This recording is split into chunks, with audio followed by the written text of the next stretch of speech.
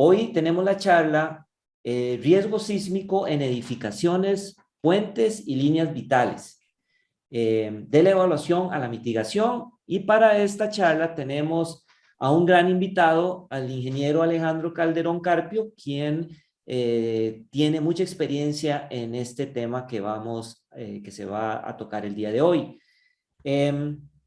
Antes de iniciar, quería presentarles para aquellos que no conozcan un poco del trabajo que nosotros realizamos aquí en el ANAME. El ANAME significa Laboratorio Nacional de Materiales y Modelos Estructurales, y es una entidad académica de investigación que está adscrita a la Escuela de Ingeniería Civil de la Universidad de Costa Rica. El laboratorio es especializado en investigación, docencia y transferencia tecnológica en infraestructura civil y vial. Y algo muy importante, nosotros ejecutamos muchas actividades de fiscalización, evaluación, actualización y asesoría técnica como parte de una de las responsabilidades que están asignadas en las leyes 8114 y 8603. Acordémonos que esas leyes están relacionadas con el impuesto único a los combustibles, donde es dinero que se utiliza, parte de ese dinero que se recauda se utiliza para mejorar la infraestructura vial de nuestro país. Y nosotros recibimos cierto aporte para poder ayudar al gobierno a ser más eficiente en su trabajo. Entonces, aquí estamos presentes buscando mejorar eso, realizando esas actividades. Para que conozcan un poco la estructura organizativa de la ANAME, bueno, como les mencionaba, la ANAME está adscrito a la Escuela de Ingeniería Civil, y está a su vez, está dividido entre un área administrativa, están los laboratorios, que son 3, el área de construcción, el área de transportes y pavimentos, y el laboratorio de fuerza. Adicionalmente, hay 3 programas. Está el programa de infraestructura del transporte, está el programa de ingeniería geotécnica, y estamos nosotros, el programa de ingeniería estructural, quien es el que organiza la actividad del día de hoy, y que está subdividido a su vez en la unidad de puentes y la unidad de estructuras. Entonces, ¿qué hacemos nosotros? Programa de ingeniería estructural.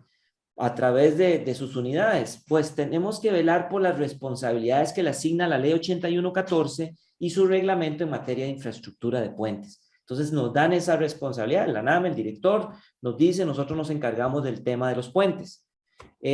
Fortalecemos la posición de la Universidad de Costa Rica también como institución académica de investigación, apoyando la docencia y la investigación que realiza la Escuela de Ingeniería Civil.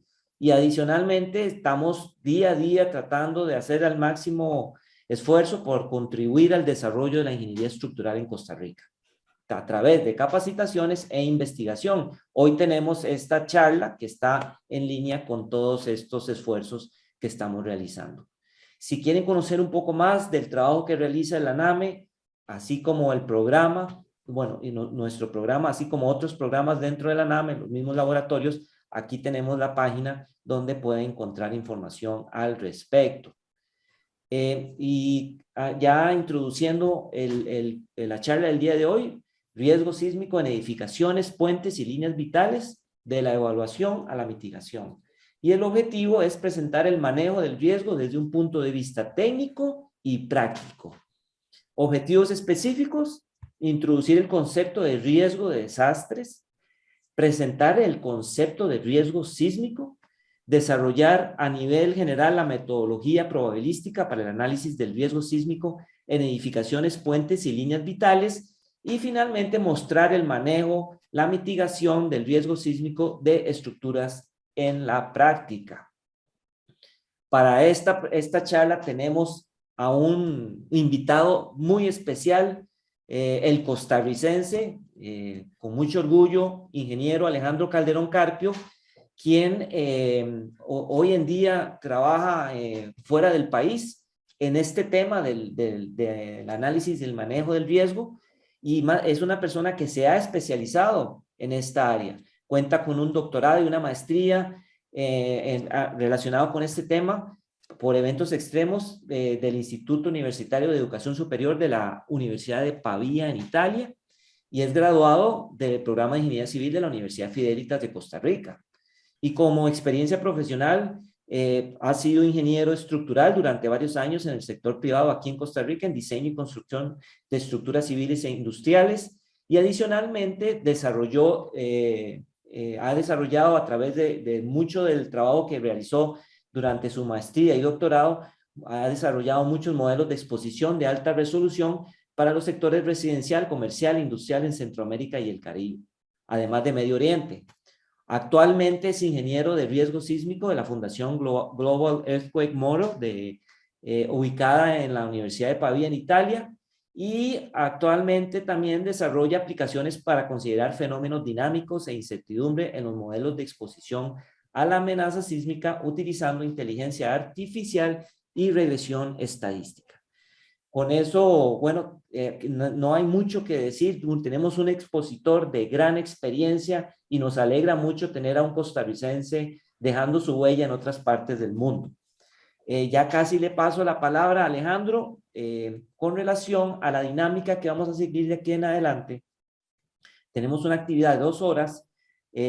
Con respecto a las preguntas, les solicito por favor que hagan sus preguntas a lo largo de la presentación utilizando el chat. Y entonces así, cuando llegamos a la sesión de preguntas, que calculamos esta presentación es de hora y 15 más o menos, vamos a entonces iniciar con estas preguntas y esperamos que se convierta en algo bastante enriquecedor. Sin más que agregar, le doy la palabra a Alejandro. Adelante, Alejandro. Muchísimas gracias, don Rolando, por esa tan amable introducción, y también quiero darle gracias a los que atienden el día de hoy, también a la UNAME por darme esta oportunidad de hablar de este tema que es de gran interés nacional, en mi opinión. Espero que les guste y espero que genere bastante discusión el día de hoy y en el tiempo venidero. El día de hoy, ¿qué vamos a ver? Vamos a ver primero una introducción al concepto de riesgo, porque esto es muy nuevo para muchas personas. Entonces, siempre es bueno dar un paso atrás y no asumir que todos lo sabemos, sino tratar de introducir ese concepto y ver la parte básica, los conceptos fundamentales. Una vez entendamos lo que es el concepto de riesgo, ya vamos a hablar más de lo que es el riesgo sísmico y cómo hacemos para analizarlo de una manera probabilista. Entonces, vamos a ver los componentes del riesgo sísmico. Vamos a ver cómo lo analizamos por medio de una metodología de eventos estocásticos y vamos a ver qué es lo que produce el análisis del riesgo sísmico. En la última parte de la presentación vamos a hablar de cómo utilizamos esos resultados del riesgo para informar políticas de mitigación y de estrategias de mitigación del riesgo sísmico. Y les voy a dar ciertos ejemplos de los que conozco en los cuales el riesgo sísmico se ha utilizado para mitigar el riesgo en la sociedad. Y al final reservamos un espacio para discusión en el cual podemos hablar de ciertos puntos de reflexión o, como bien lo dice don Rolando, hablar de evacuar dudas o cualquier discusión que ustedes quieran generar al final. Entonces, empecemos por introducción al riesgo catastrófico. ¿Qué es ese concepto de riesgo catastrófico? El riesgo es la posibilidad de sufrir daños o pérdidas debido a potenciales eventos destructivos, ¿ok? El riesgo sucede cuando tenemos un traslape en el espacio y en el tiempo de estos 3 componentes: la amenaza, la exposición y la vulnerabilidad. Cuando esto está en el mismo tiempo y en el mismo espacio, hablamos de que estamos en una condición de riesgo. Entonces, ¿qué entendemos por amenaza? Por amenaza entendemos aquellos eventos naturales o tecnológicos que tienen el potencial de causar daño al ambiente nuestro. Entonces, ejemplos de eventos naturales con potencial destructivo que conocemos: erupciones volcánicas, huracanes, terremotos. Que conocemos menos, ráfagas solares. No sé si supieron que el miércoles anterior hubo una ráfaga solar que golpeó la Tierra. Ese tipo de eventos pueden ser destructivos para nuestro ambiente expuesto. Infectaciones en cultivos, por ejemplo, en nuestro sistema productivo. También podemos tener eventos amenazantes tecnológicos, producto de la tecnología humana. Piensen en contaminación industrial. No sé si alguna vez vieron los famosos derrames de petróleo. Esos son eventos tecnológicos que tienen potencial destructivo para nuestro ambiente y para nuestros recursos. Contaminación nuclear también es un excelente ejemplo de un evento destructivo tecnológico. Todos estos eventos, ¿qué es lo que producen? Producen una o más condiciones extremas que pueden resultar destructivas para el medio ambiente natural, para lo que está expuesto, para lo que hemos construido los seres humanos. Eso me lleva al segundo punto. ¿Qué es la exposición? Por exposición podemos entender todo el entorno medio ambiente que ha construido el hombre, sus contenidos y sus ocupantes, que estamos expuestos a los eventos amenazantes y potencialmente destructivos. ¿Qué está expuesto? Nuestra infraestructura productiva, nuestras casas, piensen en las líneas de vida, piensen en los edificios. Por lo general pensamos en estructuras cuando hablamos de riesgo también, o pensamos en personas, pero piensen también que está expuesta los servicios que proveen esas estructuras, los servicios educativos, los servicios de salud. Todos esos servicios se pueden ver interrumpidos cuando ocurre un evento destructivo y nosotros perdemos esos servicios que al final se traducen en pérdidas económicas y pérdidas plausibles en la sociedad. Otro tipo de elementos expuestos que por lo general no pensamos, nuestro patrimonio cultural, las iglesias, los monumentos, por ejemplo aquí en Costa Rica. Si perdemos eso, no tenemos una pérdida económica clara, pero tenemos una pérdida de nuestro patrimonio cultural y por ende decimos que esos elementos también están expuestos a la amenaza. Y al final tenemos el último elemento, que es la vulnerabilidad. Por vulnerabilidad entendemos la probabilidad de que los elementos expuestos sufran pérdidas debido a la intensidad de los eventos amenazantes. Entonces, yo acabo de decir algo clave, estaba diciendo condiciones extremas. Si lo pensamos bien, la vulnerabilidad existe porque los elementos expuestos tienen una predisposición a sufrir daños o pérdidas debido a condiciones extremas. Nuestra infraestructura, por ejemplo, soporta el viento, pero no soporta ráfagas excesivamente intensas. Nuestros componentes electrónicos operan a cierta temperatura. Si esa temperatura se incrementa demasiado, se disminuye demasiado, pierden su rango de operabilidad y por esa condición extrema son vulnerables a dejar de ser utilizables. Entonces, acuérdense que nosotros, los seres humanos, también somos vulnerables a ciertas cosas. Somos vulnerables, podemos ser heridos, damnificados debido a eventos sísmicos o debido a cualquier otro evento potencialmente destructivo. Es cuando ponemos estos tres elementos en el mismo espacio y en el mismo tiempo, es cuando estamos diciendo que estamos en una condición de riesgo. Entonces se genera esa posibilidad, esa probabilidad de que veamos daños en nuestra sociedad, daños y pérdidas en nuestra sociedad. Y ahora para amplificar cómo estos tres elementos interactúan entre sí, voy a utilizar un ejemplo del que todos ya estamos familiarizados el día de hoy, el COVID-19. El COVID-19 está causando pérdidas económicas y humanas justamente porque estamos en una condición de riesgo catastrófico por el virus. ¿Por qué? Tenemos un evento amenazante que es el virus, un virus respiratorio con el potencial de causarle daños a los seres humanos. Tenemos adicional una forma en la que el virus puede acceder a nosotros, a los seres humanos, es transmisible mediante nuestra interacción. Entonces, tenemos una exposición al virus. Y adicionalmente, por nuestra condición humana, tenemos una condición de vulnerabilidad ante el virus. El virus puede infectar nuestro sistema respiratorio y podemos resultar heridos o inclusive podemos tener muertes debido al virus porque tenemos una condición de vulnerabilidad inherente al virus. Por eso es que cuando esas tres cosas interactúan entre sí, terminamos con hospitalizados, terminamos con fatalidades. Estamos en una condición de riesgo por el virus. Habiendo ya hablado de ese ejemplo y habiendo ya visto ese concepto, hablemos del concepto de cómo se mitiga la condición de riesgo. Bueno, la condición de riesgo se disminuye o se mitiga cuando minimizamos cualquiera de estos tres componentes. Y de nuevo pongo aquí el ejemplo del COVID. En Italia, donde yo vivo, en el 2020 el COVID llegó de forma repentina. Cuando se confirmaron los primeros casos del virus, habían comunidades enteras ya que presentaban heridos, que presentaban hospitalizados o presentaban inclusive muertos debido al virus. ¿Qué hace el Ministerio de Salud como medida de mitigación inmediata? Aislar a todas las comunidades que muestren señas del virus. En otras palabras, de los tres componentes que está haciendo el ministerio, disminuir nuestro componente de exposición, disminuir el número de personas expuestas al virus y la posibilidad de transmisión del mismo. Posteriormente, ¿qué toca hacer?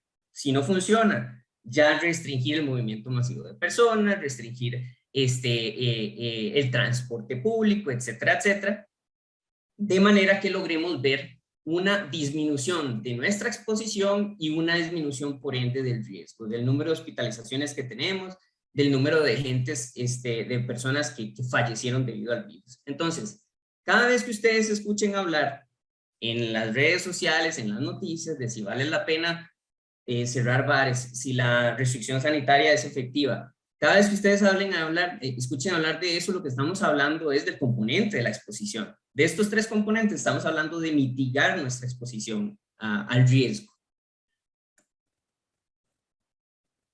¿Qué pasa después? 2 años después de la pandemia, ahora estamos ya en el 2020. En el 2022, perdón, la estrategia cambia completamente. La estrategia ahora es, en vez de disminuir nuestra exposición al virus, porque realmente no ha sido tan efectiva como medida, la apuesta ahora es atacar nuestra vulnerabilidad humana hacia el virus. ¿Y cómo hacemos eso? Inmunizándonos mediante vacunas. Ahora se habla inclusive de tratamientos médicos más efectivos cuando tenemos ya el virus. Y de esa forma minimizar nuestra vulnerabilidad, minimizar el componente de vulnerabilidad, como resultante que tenemos menos hospitalizaciones, menos muertes. Entonces, no importa si exista el virus y no importa que sea altamente transmisible y todos lo tengamos. Si no somos vulnerables al virus, entonces no tenemos una condición de riesgo. Es justo eso lo que estamos buscando. Entonces, ese es el concepto básico del riesgo y espero que eso haya quedado bastante claro, porque ahora la presentación se va a poner un poquito técnica. Entonces, siempre y cuando tengamos esos conceptos, ese concepto claro, creo que nos va a ir bien.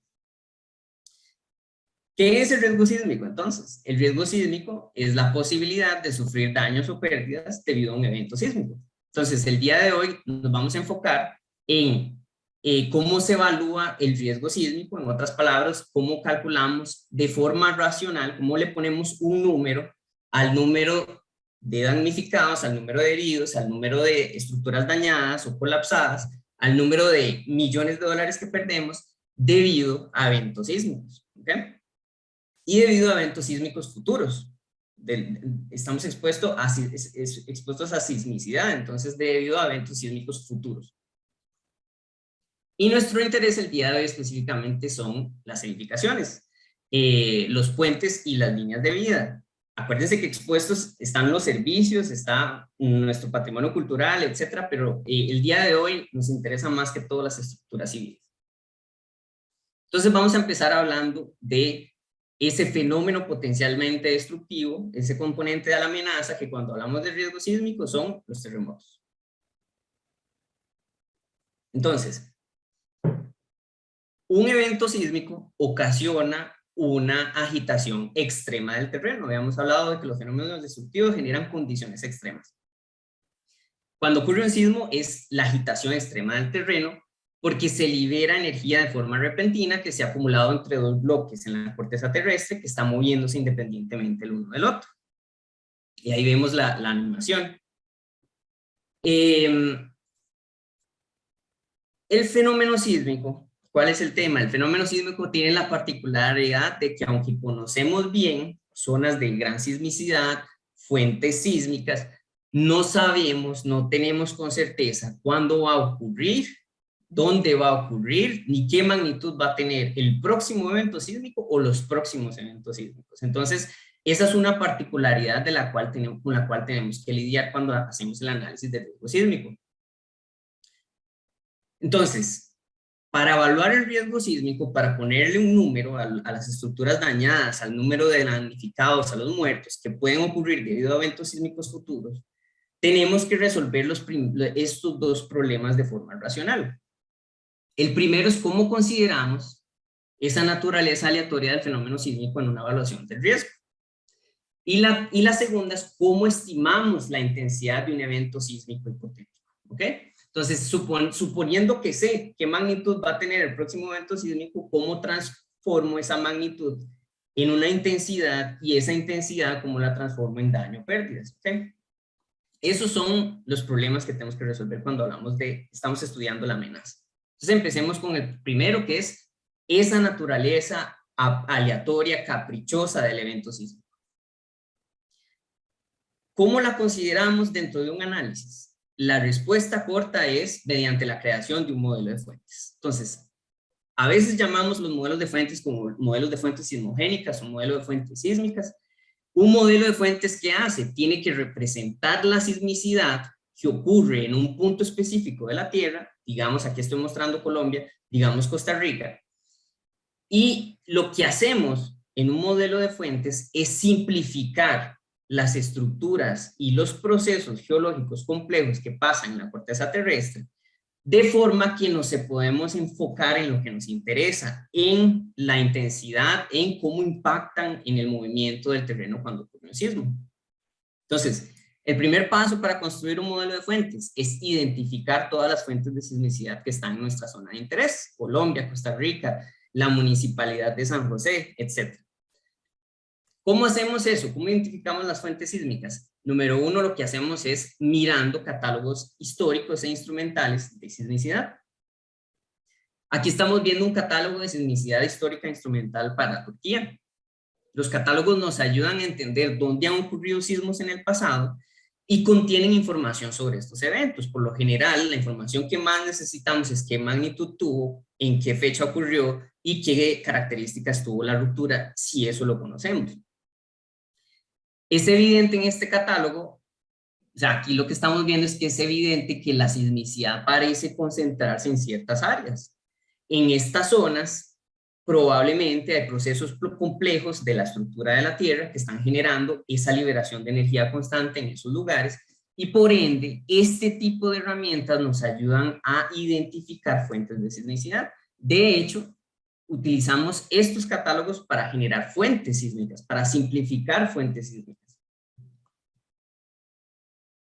Los sismos, aunque ocurren de forma muy compleja en la corteza terrestre, nosotros vamos a simplificar y vamos a decir, los sismos pueden ocurrir en dos tipos de fuentes.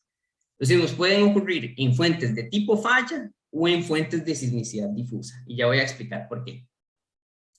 Los primeros, esas fuentes de tipo falla, son superficies tridimensionales que modelamos para identificar la ubicación y posiciones de los posibles eventos sísmicos que puede generar una fuente sísmica. Las fallas son ideales porque representan de forma muy puntual el fenómeno sísmico, identifican de manera muy puntual fuentes que nos pueden generar sismicidad. Las fuentes de tipo falla generalmente las utilizamos para modelar sismicidad de gran magnitud. Es sismicidad muy conocida, sismicidad de gran magnitud, fácil de identificar. Y, por ejemplo, los límites entre placas solemos modelarlos con este tipo de fuentes sísmicas, porque son fáciles de identificar, porque sabemos dónde han ocurrido sismos, porque tenemos mucha información sobre los sismos que han ocurrido en esos lugares. Entonces, la falla, piensen en las fuentes de tipo falla, en fuentes muy bien caracterizadas. Y me voy a volver aquí nada más para que ustedes vean. Parece que en esta zona de Turquía hay una concentración de sismicidad y podemos conocer muy bien esa sismicidad, inclusive la podríamos caracterizar utilizando este tipo de fuentes, de modelos de tipo de fuente. El segundo, aquí hay un error, pero el segundo tipo de fuente sísmica es la sismicidad difusa, la fuente de sismicidad difusa o de sismicidad distribuida. Utilizamos este tipo de fuentes cuando no podemos alocar o ubicar cierta sismicidad en una zona a una estructura particular de la Tierra. No sabemos de dónde viene, puede ser una falla ciega, no sabemos exactamente cómo se produce o por qué se produce sismicidad ahí, pero la hemos observado, sabemos que está ahí, entonces tenemos que generar una fuente de sismicidad difusa. Y por lo general, las fuentes de sismicidad difusa decimos, esta fuente me puede generar sismos en cualquier parte de la fuente. O sea, podemos considerar que el sismo puede venir de cualquier lugar y vean ustedes que así bien, aunque bien hay zonas en donde yo puedo decir muy claramente aquí hay estructuras de la Tierra complejas. Por ejemplo, vean, si agarramos esta zona de acá, es sismicidad difusa, es una sismicidad que no puedo realmente poner en una estructura específica. Entonces eso lo terminamos modelando como fuente de sismicidad difusa. una vez yo he construido mi modelo de fuentes, porque ya identifiqué todos los lugares de donde me puede venir sismicidad y yo ya sé de dónde me pueden venir y ya hice fallas, ya hice fuentes de sismicidad difusa, ya yo tengo completamente hecho la ubicación de mis fuentes sísmicas, ya las tengo identificadas. Tengo que pasar a asignar o a caracterizar esas fuentes sísmicas. ¿Y cómo caracterizamos las fuentes sísmicas? Tenemos que ubicar el tipo de rupturas que pueden generar, qué tipo de sismos pueden generar esas fuentes, qué tipo de forma tienen esas rupturas, la geometría, el tamaño real de esas rupturas sísmicas y sus magnitudes y frecuencias de ocurrencia. Básicamente, esta fuente, qué clase de sismo me puede dar, qué magnitudes y qué tan frecuente puedo observar esas magnitudes en esa fuente sísmica. Debemos entonces tratar de entender esa frecuencia. Específicamente, ¿qué queremos saber? Queremos saber qué magnitud es la de los sismos que puede generar las rupturas y también con qué frecuencia. Y para eso lo que hacemos es utilizar una ley de recurrencia, una distribución magnitud-frecuencia o por su nombre en inglés, una MFD. Entonces, ¿qué estoy mostrando aquí? Aquí estoy mostrando las leyes de recurrencia más comunes. Una ley de recurrencia lo que hace es que establece en el eje X las magnitudes, el rango de magnitudes que una fuente sísmica me puede producir. Y en en el eje Y lo que hace es que me muestra la tasa con la que esa fuente sísmica me genera sismos. Entonces, la más famosa, la ley de Gutenberg-Richter, es la que todos conocemos, donde los sismos de menor magnitud tienen una tasa de ocurrencia mucho mayor que los sismos de de mayor magnitud. Y esto, de nuevo, no nos lo estamos inventando nosotros. Nada más tengo que devolverme al catálogo para que ustedes vean. Visualmente es claro que de acá los sismos de menor magnitud ocurren más que los de mayor magnitud y yo podría generar esa ley de recurrencia asignando la sismicidad que observo en una estructura, en una falla específica y puedo derivar esa ley de recurrencia y al final, cuando hago ese análisis, lo que termino entendiendo es que una fuente sísmica me genera sismos bajo esta distribución. Hay fuentes sísmicas características, hay ciertas fallas que tienden a generar solo sismos de cierta magnitud, entonces necesitamos una distribución, una ley de recurrencia especial para esas fuentes, como esta que estoy mostrando acá, es una distribución gaussiana, pero también tenemos la Wodskar, la delta, y también tenemos leyes híbridas para fuentes muy especiales, por ejemplo las de Chile. Entonces decimos, esas fuentes siguen una ley de Gutenberg-Richter, pero tienen un potencial para generar sismos muy fuertes, mucho más frecuente de lo que esperamos, entonces hacemos una ley híbrida. Hay parámetros adicionales que tenemos que asignarles a las fuentes, no solo la magnitud y la frecuencia con la que ocurren los sismos, me voy a enfocar solo en estas dos. La primera es el sismo de magnitud máxima.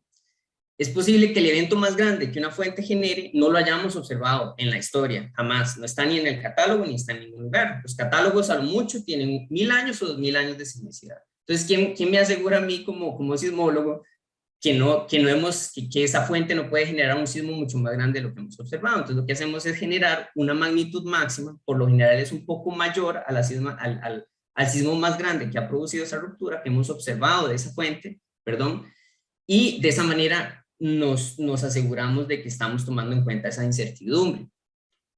Y la segunda es la geometría de esas rupturas. Ya dijimos que tenemos una posible magnitud y la posible frecuencia de esas magnitudes, pero la magnitud al final tiende a ser energía liberada que se transforma, o sea, que básicamente es equivalente a qué tan grande fue el área de la ruptura. Entonces, utilizamos este tipo de leyes empíricas para decir, bueno, si se me genera un sismo de tal magnitud, eso va a equivaler a una ruptura de este tamaño. Y entonces así podemos hacer una simulación real 3D de una superficie de ruptura de un sismo. Entonces, para resumir, el modelo de fuentes nos ayuda a entender de dónde se pueden generar los sismos, dónde nos pueden venir los sismos. Y aquí les estoy mostrando el modelo de fuentes elaborado por el Servicio Geológico Colombiano. Este modelo de fuentes tiene modelos tipo falla, que son esas líneas anaranjadas, tiene modelos de sismicidad difusa o fuentes de área, fuentes de sismicidad difusa, que son las que ven en esas áreas de color. Listo, ahora no es muy difícil de imaginar que si tenemos un modelo de fuentes y tenemos adicionalmente la tasa con la que cada una de esas fuentes produce sismos, podemos eventualmente hacer una simulación de sismicidad. Básicamente hemos observado que esta es la sismicidad al día de hoy. ¿Qué pasa si utilizamos las mismas leyes de recurrencia para hacer una simulación de sismicidad a futuro? Y eso es básicamente lo que hacemos con un modelo de fuentes. Muy bien, entonces, ¿cómo consideramos la naturaleza aleatoria del fenómeno sísmico? Lo acabamos de ver, identificamos fuentes, identificamos las características de los sismos que se nos pueden generar y tratamos de hacer una simulación de sismicidad en futuro. Ahorita voy a hablar más al respecto de esto. Pero, ¿de qué me sirve a mí saber que una fuente puede generar un sismo de magnitud 6 con tal geometría, con tal área, etcétera, etcétera, si a mí lo que me interesa es calcular daños y pérdidas? Entonces, ¿cómo transformamos esos eventos sísmicos hipotéticos en una intensidad medible, en una cantidad escalar que yo pueda utilizar para hacer análisis de daño o análisis de riesgo? Resulta que tenemos una herramienta esencial que nos ayuda a hacer eso. Vean acá, si nosotros estamos diciendo que una ruptura sísmica son dos bloques moviéndose independientemente el uno del otro, eso es básicamente un problema geométrico. Si yo tengo tres ángulos de movimiento y un vector de desplazamiento, yo puedo básicamente modelar ese movimiento completamente. Entonces, si yo cuento con esta información de la ruptura, tenemos una herramienta esencial que me ayuda a pasar de esta ruptura, aquí estamos viendo una falla que va en la superficie, la ruptura no necesariamente es toda la falla rompiéndose. Si yo tengo las características, la geometría, esos tres ángulos, ese vector de desplazamiento, y tengo también la magnitud, el epicentro de la fuente, yo puedo pasar a hacer una simulación, adicionalmente, otra simulación, de cómo se siente esa intensidad de agitación del terreno en la superficie de la Tierra. Eso es lo que llamamos un campo de movimiento del terreno, eso es lo que están viendo acá. Un grupo de sismicidades que me describen cómo se sintió el sismo en el espacio. ¿Cuál es la herramienta que me permite pasar de acá a acá? Son las famosas GMPs. El análisis de la amenaza sísmica emplea modelos de movimiento del terreno, ese es el nombre, modelos de movimiento del terreno, que comúnmente se denominan GMPs, para hacer esa estimación de la intensidad, de cómo sentimos ese sismo de tal ruptura, tal magnitud, tal geometría en la superficie. Y estos son modelos que se calibran utilizando, o principalmente, utilizando datos observados de cómo se ha sentido un sismo cuando ocurre. Entonces ocurre un sismo de magnitud 6, digamos que este es un sismo de magnitud 6 y yo tengo un grupo de estaciones cerca del evento. Entonces registro cómo se sintió el sismo y lo que hago es que trato de hacer un modelo, un tipo de regresión de la manera en que yo pueda tratar de entender cómo se sintió ese sismo, dada esa ruptura, y hacer en el futuro simulaciones utilizando esos datos también. Entonces, por lo general, los modelos de movimiento del terreno muestran en el eje X mi distancia con respecto a la fuente sísmica, mi distancia con respecto a la ruptura, y muestran en el eje Y la intensidad con la que se sintió en este sitio en particular esa ruptura. Entonces, se tienden a llamarse modelos de atenuación porque entre más largo estoy yo de la fuente, más veo que disminuye esa intensidad.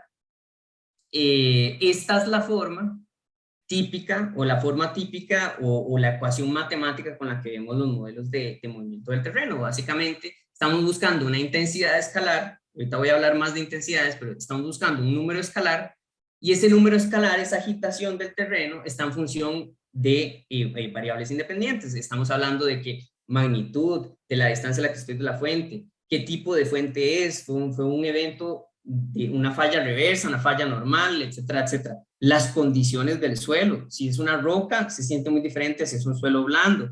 Todo eso va aquí y me da la intensidad con la que se siente la intensidad con la que se siente la agitación del terreno. Adicionalmente, hay una variable aleatoria en los modelos de movimiento del terreno. ¿Por qué tenemos una variable aleatoria? Pues por lo que están viendo justamente aquí. Si les estoy diciendo que estos círculos son observaciones reales luego de un evento, vean lo que está pasando en el kilómetro 10.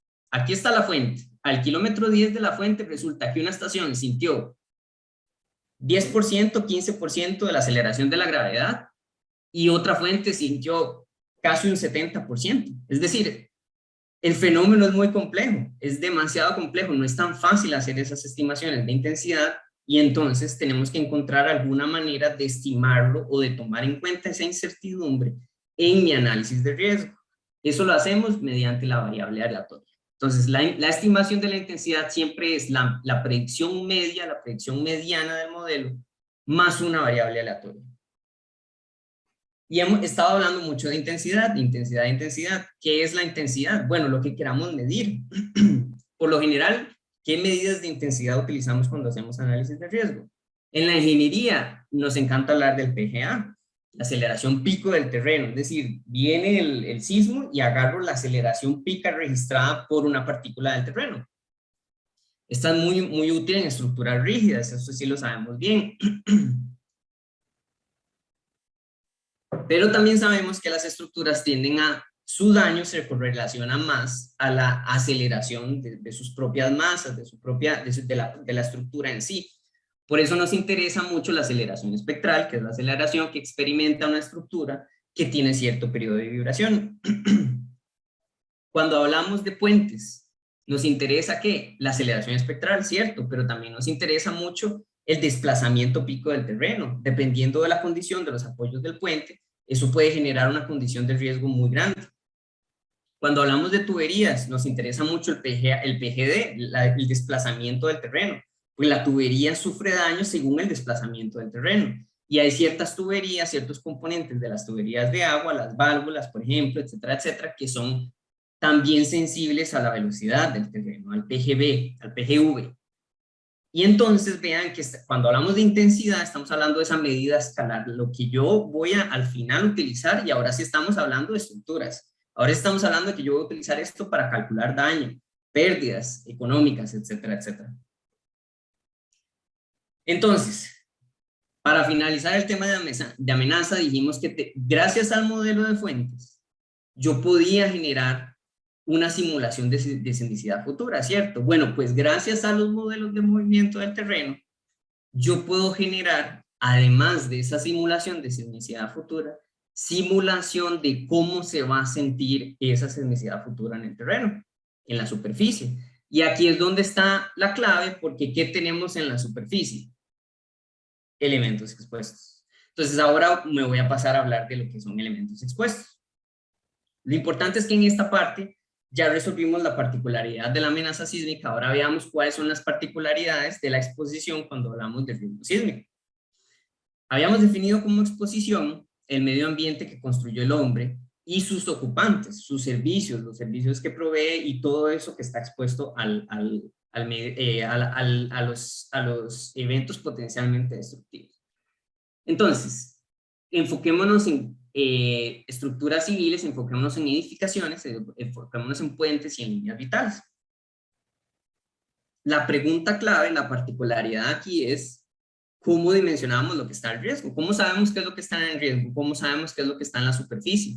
¿Cómo obtenemos esa información que nos interesa también? Porque necesitamos alguna información esencial o clave para hacer un modelo de exposición. Entonces, resulta que para hacer un análisis de riesgo hay ciertos atributos mínimos de los elementos expuestos que necesitamos. ¿Cuáles son esos? El primero es el atributo geográfico. Es necesario conocer la posición geográfica de todos los elementos expuestos con respecto a la fuente o las fuentes de sismicidad, como ahora vimos, ya que la intensidad que sienten está en función de esa distancia con respecto a la fuente. Era justo lo que hablábamos de los modelos de movimiento del terreno. Si yo estoy muy cerca de la fuente, esta estructura, aquí ocurre un sismo, esta estructura, variabilidad y todo considerado, es más probable que sienta intensidades fuertes que una estructura que está mucho más lejos de la fuente. Entonces, yo necesito saber dónde están los elementos expuestos para poder hacer un análisis de riesgo sísmico. Ese es el primer atributo esencial. Segundo y tercer atributo esencial de un modelo de exposición o para entender y dimensionar el riesgo. ¿Qué valor tienen las estructuras y qué uso u ocupación tienen? Entonces, para entender lo que está en riesgo, para dimensionar lo que está en riesgo, tenemos que estimar el valor económico y el número de ocupantes que se encuentran expuestos a las fuentes de sismicidad. Cuando hablamos de edificaciones, ¿cuántos ocupantes hay ahí? ¿Cuántas personas viven ahí? Digamos, si a mí lo que me interesa es valorar el riesgo humano, entonces necesito saber cuántas personas hay en esas estructuras. Si yo estoy haciendo un análisis de riesgo en tuberías, ¿qué caudal tienen esas tuberías? ¿Cuánto voy a perder en el momento en que esa tubería sufra una avería? Entonces, necesito conocer el caudal de todos los ramales, de todas las tuberías, para yo entender qué es lo que está en riesgo. ¿Qué voy a perder si se daña el ramal X o el ramal Y? Entonces, por ende, necesito conocer cuál es esa ocupación de la tubería. Lo mismo en puentes. ¿Cuál es el tráfico que tiene el puente? Porque si yo eventualmente pierdo un puente y yo quiero entender no solo las pérdidas del puente mismo, porque muy fácil, perdí el puente y el puente tiene un valor y un costo tal, pero la sociedad está incurriendo en todo lo que estamos perdiendo porque el puente no funciona. Entonces, ¿cuál es ese flujo de vehículos? ¿Cuántas personas no están teniendo acceso a San José porque se cayó el puente X o Y? Entonces, eso yo lo tengo que entender, tengo que estudiar eso cuando hago un modelo de exposición para poder dimensionar lo que está en riesgo, lo que yo voy a perder en caso de perder esas estructuras.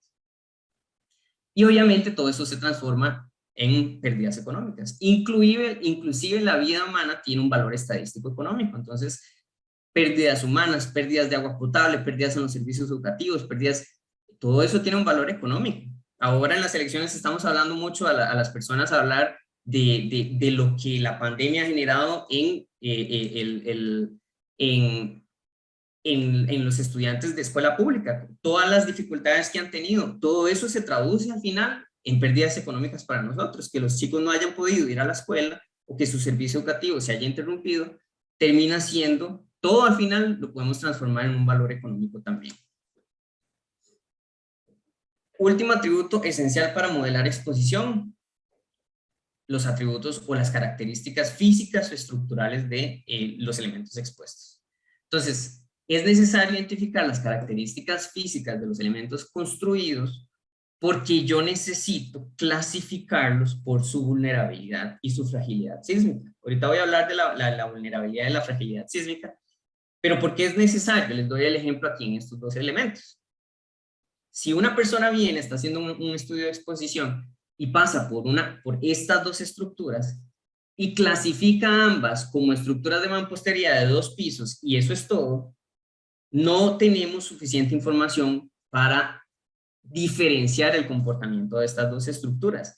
¿Se van a comportar diferente durante un sismo? Definitivamente. Si ustedes ven la estructura de la izquierda, probablemente construcción informal, paños de mampostería no reforzados, paños de mampostería no confinados, aberturas sumamente grandes, irregularidades en altura, etcétera, etcétera, etcétera. La estructura de la derecha, en cambio, se ve más regular, se ve un poquito mejor diseñada, las aberturas cumplen con probablemente provisiones de sismo o de un código constructivo, y entonces cuando se venga el sismo, si yo clasifique estas dos estructuras en la misma clase, hice mal la tarea, porque una definitivamente está en mayor riesgo que la otra. Entonces, cuando yo hago un modelo de exposición, me interesa no solo la ubicación de los elementos y si vive gente ahí o no, tengo que realmente hacer la tarea de la mejor manera que pueda para identificar material constructivo, alturas, nivel de provisiones sismoresistentes, año constructivo, un montón, lo más que se pueda de atributos estructurales. De hecho, lo que yo quiero identificar depende del tipo de estudio que estoy haciendo. Si estoy haciendo un estudio de riesgo en tuberías, ¿qué me interesa? No solo el material de la tubería. ¿Por qué? Porque la fragilidad o la vulnerabilidad sísmica de una tubería está en función también de la base en la que está, de esa subbase también, y del tipo de conexiones entre los elementos, entre las tuberías. Se ha identificado que ahí está la fragilidad de ese tipo de elementos. Entonces, cuando yo hago un estudio para tuberías, eso es lo que a mí me interesa. Cuando hago un estudio para los edificios, todo lo que ocupamos los ingenieros estructurales para saber si una estructura está bien o se va a comportar bien durante un sismo. Material constructivo, sistema resistente a cargas laterales, nivel de ductilidad, altura, provisiones sísmicas, todo lo que se pueda. Y cuando hablamos de puentes, todavía más porque los puentes son estructuras muy especiales. Entonces tengo que entender de qué está hecha la superestructura, cómo es la subestructura, qué altura tienen los bastiones, cuál es la distancia entre los bastiones, el tipo de sistema de cargas resistente a cargas laterales, el tipo de sistema de transmisión de cargas verticales a la base. Me interesa mucho la condición de los apoyos en el puente, si hay provisiones sísmicas, súper importante en puentes, la cimentación de los bastiones. Todo eso influye en la vulnerabilidad, en la fragilidad del puente. Entonces, si yo quiero entender realmente en qué riesgo está este puente, yo tengo que hacer la tarea de averiguar bien cuáles son sus características físicas o estructurales. La gran pregunta es, ok, ¿de dónde obtenemos esos datos? Acuérdense que aquí estoy hablando de análisis de riesgo para la sociedad, de todo lo que tenemos expuesto. Entonces, si estamos haciendo un análisis de riesgo sísmico para el sistema vial de Costa Rica, no nos sirve tener solo las características de un puente. Yo tengo que tener las características físicas, el atributo geográfico, el valor económico y el valor de servicio y ocupación de todas esas carreteras. Entonces, no me sirve tener solo una, lo necesito para todas. Entonces, vean que es un problema que se empieza a hacer cada vez más grande. ¿De dónde conseguimos, es la pregunta, esa información? Entonces, esa información, por lo general, la hemos recopilado o recolectado de alguna manera. Tenemos las características de esos puentes, las características de esas calles, de esas carreteras, de esas tuberías, las tenemos en alguna base de datos. Entonces, lo que utilizamos como fuente inicial, como base de datos inicial, es esa base de datos. Entonces tratamos de averiguar, obtener esa base de datos siempre que hacemos un modelo de riesgo, obtener esa base de datos y analizar de una forma eficiente la información de todos los elementos expuestos. ¿Cuántos elementos expuestos hay? En Costa Rica estamos hablando casi de 1 millón de hogares. Entonces, si yo estoy haciendo un análisis de riesgo para el sector residencial costarricense, tengo que ver una base de datos donde tenga algún tipo de información sobre ese millón de hogares. 1.2, 1.3 millones de hogares según el censo del 2011. ¿Qué pasa si no existe esa información? Entonces, tenemos que darnos a la tarea como sociedad de recopilar esa información, de empezar a ver que nuestras escuelas pueden estar en riesgos y no tenemos realmente un inventario de las escuelas, o si lo tenemos, o si no se sabe en qué condición están, o aquí que allá. Tenemos que darnos a la tarea como sociedad de recopilar la información de esas escuelas, porque no podemos hacer un análisis de riesgo si no sabemos en qué condiciones están, no sabemos de qué están hechas. Entonces, tenemos que empezar por ahí si es que no existe. Y hay un montón de herramientas, y hay un montón de procesos, hay un montón de procedimientos, metodologías que existen para hacer ese tipo de levantamientos. Aquí estoy mostrando un modelo de riesgo para la ciudad donde vivo yo que hicieron los estudiantes de la Universidad de Pavía. Fueron levantando los edificios, este edificio de mampostería, 2 pisos, tal. Todo eso se puede recopilando en una base de datos y se tiene que ir haciendo. Bueno, ya terminé de hablar de exposición. Ya dimensionamos lo que está en riesgo, si se nos hizo posible, y ya vimos qué es lo que necesitamos para hacer esa tarea. Ahora voy a hablar de la fragilidad y la vulnerabilidad sísmica. Habíamos dicho que la vulnerabilidad es la condición intrínseca de los elementos a sufrir daños o pérdidas debido al evento extremo. Cuando hablamos de estructuras, lo que nos interesa, lo que estamos diciendo es cuál es la vulnerabilidad, la fragilidad que tienen a esa agitación del terreno, cuál es su potencial, su característica inherente de sufrir daños debido a esa agitación del terreno. Entonces, el punto clave aquí es, ya Alejandro me dijo que si él conoce una ruptura con los modelos de movimiento del terreno, él puede hacer una estimación de la intensidad de agitación. ¿Cómo transformamos la intensidad de movimiento del terreno en daños, pérdidas o interrupción de los servicios básicos que necesitamos? La respuesta es mediante análisis de fragilidad y vulnerabilidad sísmica. ¿Qué es la fragilidad sísmica? Esto es un concepto ingenieril. La fragilidad sísmica es la correlación que hacemos entre el nivel de intensidad de agitación del terreno y el nivel de daño que sufren las estructuras. Si lo piensan, esto realmente sucede. Imagínense que yo tengo esta casa y tengo la habilidad de sacudirla en la base. Si yo empiezo sacudiéndola levemente, probablemente no le va a pasar nada. Cuando pasa el camión de la basura al frente de la casa no se cae. No es una condición extrema. El problema es cuando ya nos llega el sismo. El sismo sí genera una condición extrema. Y si pudiéramos empezar a agitar la casa de un nivel significativo, empezaríamos a ver que si la agitación es leve, pero fuerte, digamos, leve, pero no tan excesiva, empezaríamos a ver daños leves en las estructuras o en la estructura, esta estructura en particular. Conforme yo aumento el nivel de agitación, podría ver que la estructura se empieza a dañar más. Y entre más aumento la agitación, más daño veo en la estructura, hasta el punto de que si la agitación es lo suficientemente violenta, voy a ver que la estructura colapsa.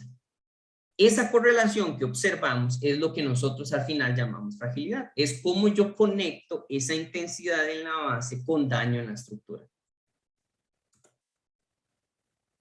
Este es un concepto ingenieril, porque aquí estaba hablando de agitación leve, daño leve, agitación moderado, daño moderado, agitación extensa, daño extenso. Eso es un concepto ingenieril. ¿Quién dice que hay solo 4 estados de daño? Pueden haber infinitos estados de daño. Pero los ingenieros simplificamos el problema, porque eso es lo que hacemos. Decimos, ok, tratemos de identificar umbrales en los que yo digo, si esta estructura llega aquí, ya se dañó a tal punto. Si llega a este otro punto, ya se dañó a este otro punto. Eso lo que hacemos es generar umbrales o estados de daño. Los estados de daño que establecen el nivel de daño que el elemento expuesto experimentaría, dado que se alcancen ciertos parámetros de demanda. ¿Qué utilizamos como demanda los ingenieros? El desplazamiento del techo, el desplazamiento espectral, la aceleración espectral, el desplazamiento entre los pisos, la aceleración entre los pisos, lo que sea que me ayude a correlacionar una medida de intensidad con el daño en la estructura. ¿Y quién dice que este es cuando llego aquí ya eso es considerado daño leve? ¿Quién dice que esto es daño moderado? ¿Quién inclusive dice que este punto es el daño completo? Lo dice el ingeniero, queda al criterio del modelador de fragilidad, queda al criterio del modelador de vulnerabilidad, queda al criterio de lo que necesitamos para hacer un análisis de riesgo, ¿de acuerdo? Hay análisis de riesgo inclusive que no les interesa el daño en las estructuras, lo que me interesa es la posibilidad de que alguien se muera. Entonces realmente no me interesa ningún daño en la estructura que no llegue a ser el del colapso. Entonces solo existe un estado de daño para esa persona, ese ingeniero en particular. ¿Cómo se hacen los modelos de fragilidad? Exactamente o parecido justo a lo que estaba diciéndoles. Lo que hacemos es que generamos modelos matemáticos de la estructura y empezamos a meterle récords a la estructura que van desde menor, de muy poquitos a muy grandes, donde tenemos una intensidad que va desde 0 hasta una intensidad muy violenta. Y como son modelos matemáticos, puedo hacer 1000 modelos, 100 modelos, digamos. Y empiezo a entender cuál es la probabilidad de que las estructuras sufran los estados de daño para cada una de las intensidades. Entonces, si yo tengo 100 modelos estructurales, los someto a una intensidad de 0.5 G y veo, si este es un modelo que viene de esas estructuras, de esos modelos matemáticos, veo que casi el 80% de los modelos superaron el estado de daño leve. Es decir, tienen ese tipo de estructuras que yo modelé matemáticamente tienen un 80% de probabilidad de sufrir daño leve. Y así con el daño moderado, y así con el daño extenso, y así con el daño completo. Entonces, los modelos de fragilidad al final nos terminan describiendo para un rango de intensidades que van de menor a mayor, cómo se incrementa la probabilidad de sufrir daño en la estructura. Cuando son modelos matemáticos tienden a verse como este, porque tengo unas nubes de puntos enormes y puedo hacer unas regresiones muy bonitas. Cuando no tengo modelos matemáticos, cuando tengo datos empíricos que vienen de un sismo, cuando ocurre un sismo y yo llego y voy a ver, ok, en este sitio se sintió esa intensidad de 0.5 G, de esta tipología estructural, ¿cuántos edificios terminaron dañándose levemente? ¿Cuántos realmente sufrieron un daño moderado? Etcétera, etcétera. Podría terminar teniendo no una nube de puntos, sino un modelo empírico que se va a ver como así. No es una función matemática, pero es un modelo que tiene un tipo de forma discreta, así como lo estamos viendo acá. Entonces, para repasar nada más, el modelo de fragilidad lo que hace es que establece esa relación de la probabilidad de exceder algún estado de daño con el nivel de agitación del terreno. Estamos conectando esa agitación del terreno con daño. Les decía cuando hablaba de exposición que es importante determinar o entender los atributos estructurales de las estructuras, incluyendo las provisiones sísmicas. Por esto, justamente porque esto es lo que yo quiero entender.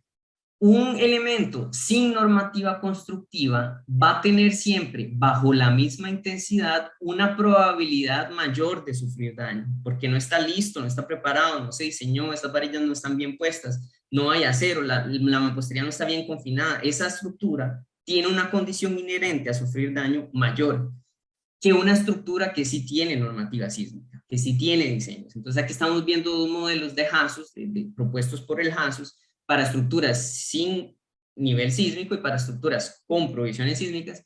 Y vean ustedes que para la misma agitación del terreno, el prospecto de daño en la estructura es muy diferente.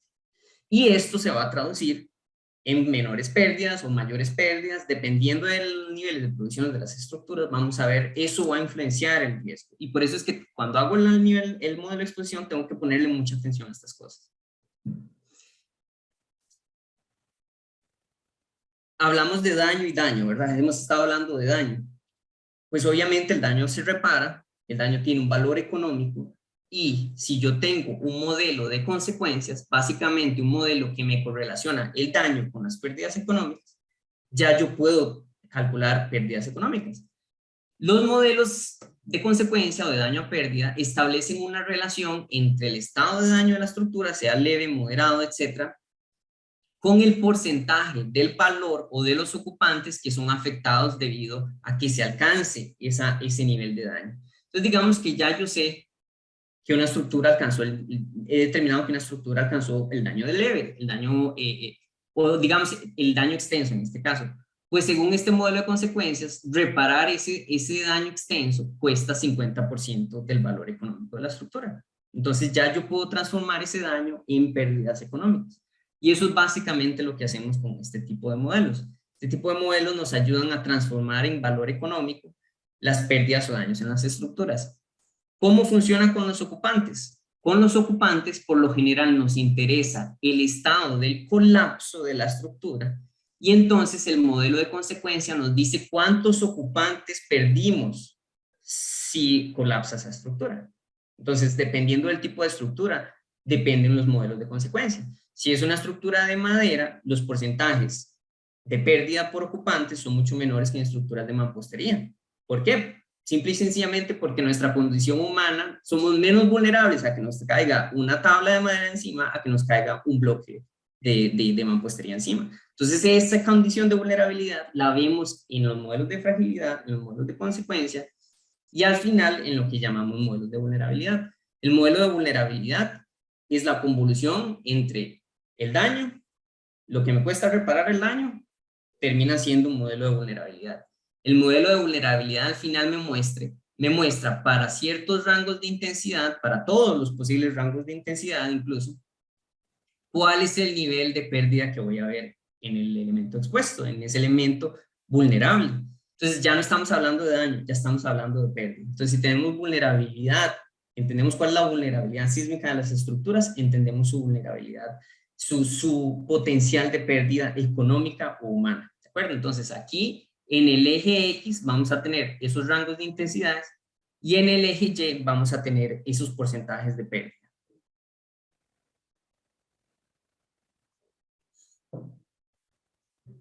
Como bien ya entonces hablamos de amenaza, ¿verdad?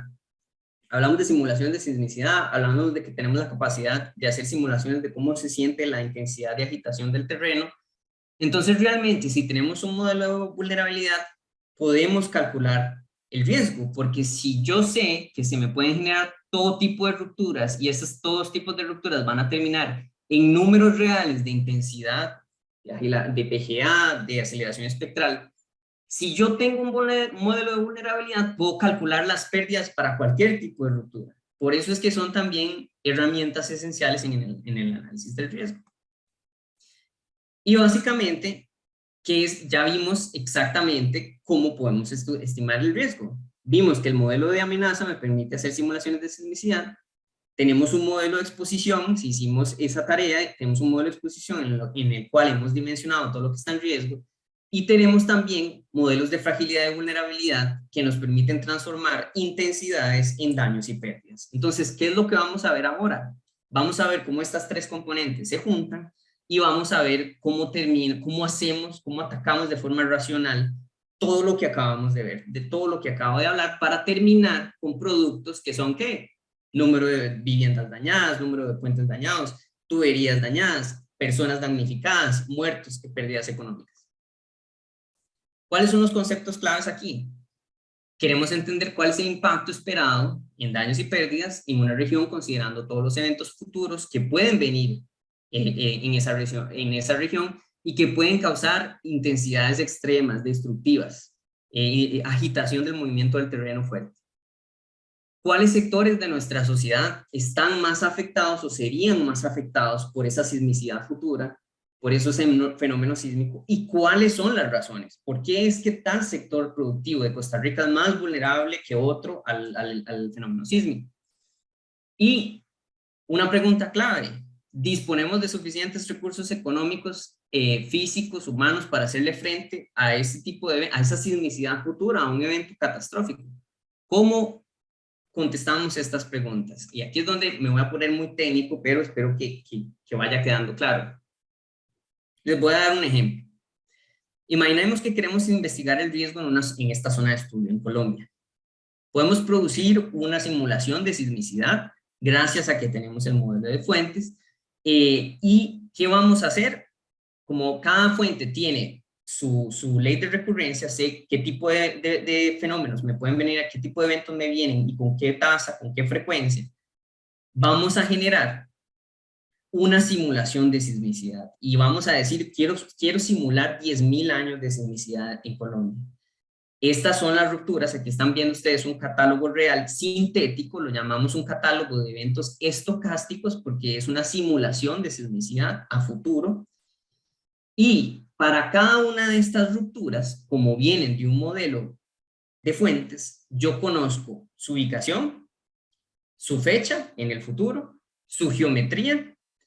Y cuando digo geometría, hipocentro, epicentro, ángulo de ruptura, abusamiento, etcétera, etcétera, etcétera, todo se ha simulado, todo está simulado, ¿ok? Entonces, tenemos esta simulación de sismicidad. Y como tengo uno o más modelos de movimiento del terreno, para cada una de esas rupturas que ocurren en el futuro, en el año primero, después de hoy, en el año segundo, después de este, etcétera, etcétera, yo puedo simular para cada una de esas rupturas la intensidad de agitación del terreno. Entonces vamos bien. En esta simulación de sismicidad, resulta que empieza la simulación, yo tengo un software para hacer ese cálculo, empieza la simulación y en el primer año de sismicidad, empezó el reloj y en el primer año de sismicidad ocurre un evento de magnitud 5.1 aquí en el norte de Colombia, ¿ok? Entonces resulta que eso viene de un régimen cortical superficial, una falla cortical superficial por allá, sé dónde ocurrió, sé en qué año ocurrió, sé exactamente su ubicación, magnitud, epicentro y todo, porque viene del software, el software la generó. Gracias a que tengo un modelo de movimiento del terreno, yo puedo llegar y analizar cada elemento expuesto en esa región. Y yo llego y digo, bueno, vamos a analizar un elemento. En un sitio determinado donde yo tengo estructuras, se sintió o ese fenómeno generó una aceleración de 0.3G. Gracias al modelo de exposición, yo sé lo que hay en ese sitio. Resulta que en ese sitio hay un edificio de concreto reforzado de 5 pisos, con paños de mampostería, sé cuánta gente vive en ese edificio, sé cuántos ocupantes tiene, sé el valor económico de ese edificio. Y como hice un análisis de vulnerabilidad, yo sé cuánto pierde este edificio bajo una aceleración de 0.3G, porque tengo la curva, entro en la curva y la curva me da para ese 0.3G cuánto dinero perdí. Y lo que hago es que repito el ejercicio para todos los edificios expuestos, para todos estos lugares, para todas las intensidades, obtengo, capturo todas las pérdidas y las pongo en una tabla. Entonces, en el año primero, debido a este evento, en todos los elementos expuestos perdimos, hipotéticamente, 12 millones de dólares debido a este evento y 3 muertes. Ok, sigo con la simulación. Segundo año, un evento sigue siendo el primer año, según esta tabla sigue siendo el primer año, Segunda ruptura, un evento ya más grande, 6.1, está ocurriendo en la zona subducción interfase. Repito todo el análisis porque tengo el modelo de exposición de todo Colombia, sé exactamente dónde están las estructuras en Colombia. Eso termina dándome una pérdida de 57 millones y 6 muertes. Y así sigo. Sigo el segundo año, un nuevo evento cortical superficial, estas fueron las pérdidas, estas fueron las fatalidades. Al terminar de registrar para los 10.000 años, para toda esa sismicidad simulada, obtenemos esta tabla que veo aquí.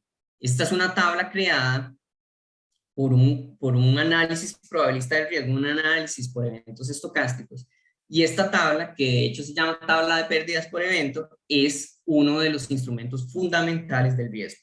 Es una de las herramientas más fuertes que utilizamos para analizar el riesgo. Van a ver por qué. Esta tabla, para cada evento sísmico simulado, tiene la pérdida económica y la pérdida humana. Muy bien. Quiero que noten varias cosas de la tabla. Lo primero es que los eventos de magnitud baja aparecen más en la tabla que eventos de magnitud alta. ¿Por qué?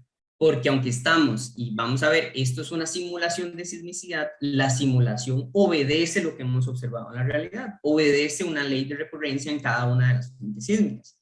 Y por ende, cada fuente sísmica va a generar más sismos de magnitud menor que sismos de magnitud mayor. Y eso se traduce en mi análisis de riesgo. Lo estoy viendo en la tabla. Siempre lo voy a ver en la tabla.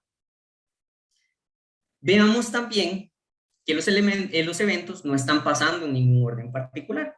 En el primer año hubo un magnitud 5, después en el tercer año magnitud 4, etcétera, etcétera, etcétera. Los eventos se están generando respetando las leyes de recurrencia, pero nada más. De ahí en fuera se generan aleatoriamente, obedeciendo solamente la tasa de sismicidad en mi zona de estudio. Eso es todo. De ahí en fuera son elementos generados aleatoriamente. Otra cosa importante, dependiendo del país en el que estoy. Colombia es un país con bastante sismicidad, pero puedo estar haciendo un estudio de riesgo en un país donde a veces hay años donde no hay sismicidad, no hubo sismicidad destructiva. Entonces, en esta tabla puede que no me aparezcan ciertos años de sismicidad porque tal vez ese año no hubo sismicidad, según la simulación, según la tasa de sismicidad del país.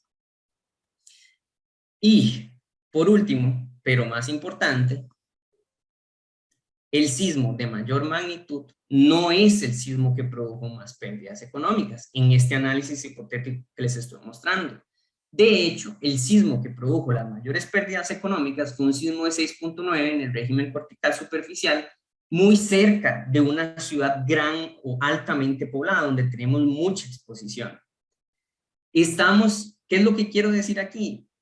Reforzando el concepto, el riesgo no es solo la amenaza, solo el evento sísmico. El riesgo es la combinación de un evento sísmico de gran magnitud ocurriendo cerca de un lugar poblado, ocurriendo en un lugar que además es altamente vulnerable a los sismos.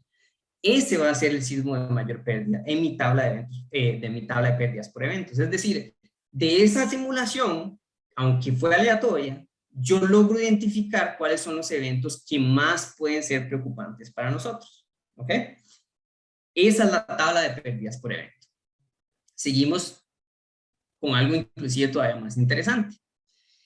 En la evaluación del riesgo nos interesa identificar no solo estos eventos de los que les estoy hablando, que son realmente adversos para la sociedad, sino también me interesa entender qué tan probable es ese evento, qué tan frecuente me puede aparecer a mí ese evento.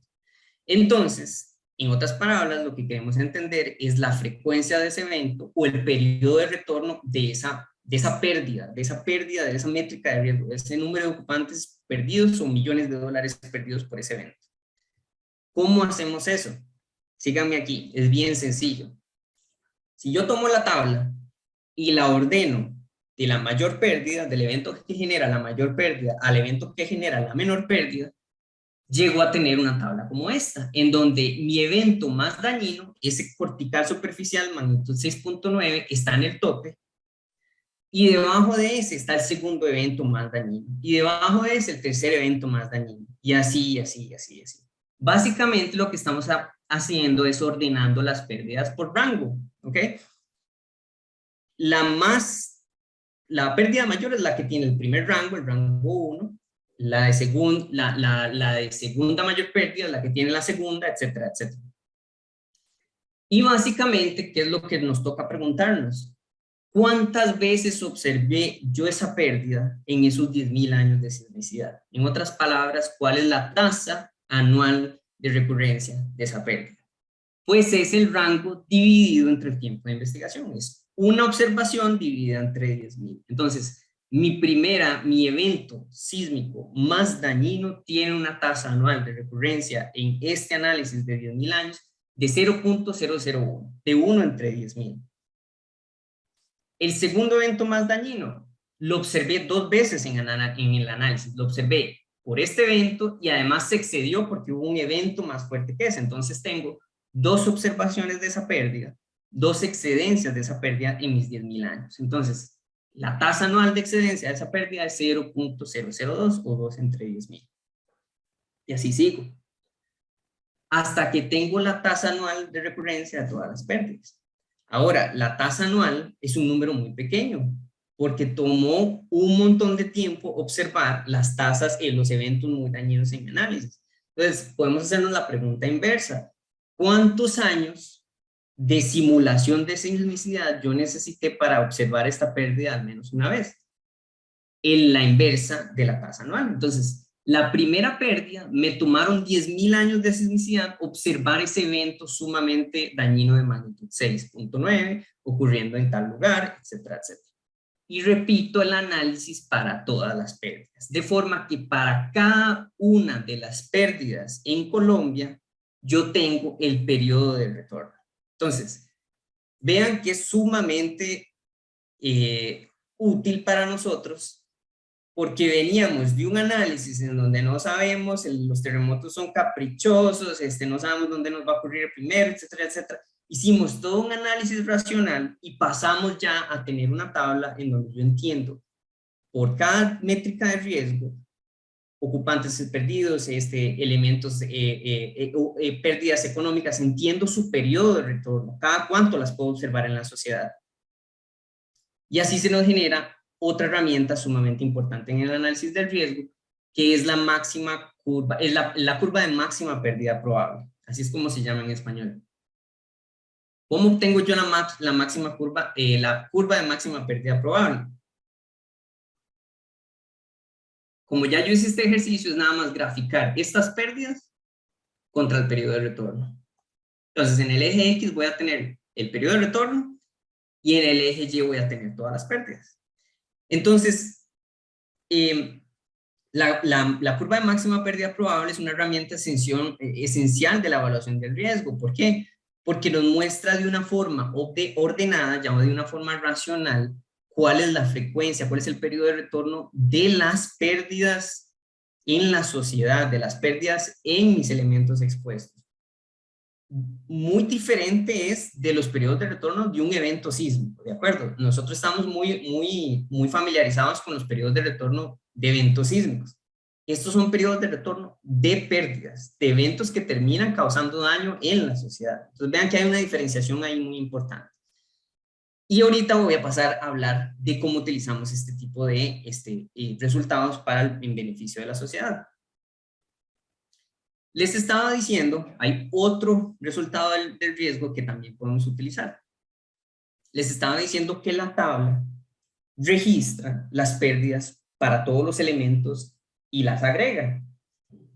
Podríamos hacer eso, pero agregarlas, podríamos analizar las pérdidas acumuladas, podríamos analizar las pérdidas acumuladas durante todo el periodo de sismicidad en los elementos expuestos, pero dentro de una región administrativa X, municipalidad, parroquia, provincia, y si la dividimos por el periodo de investigación, obtenemos entonces una pérdida anual.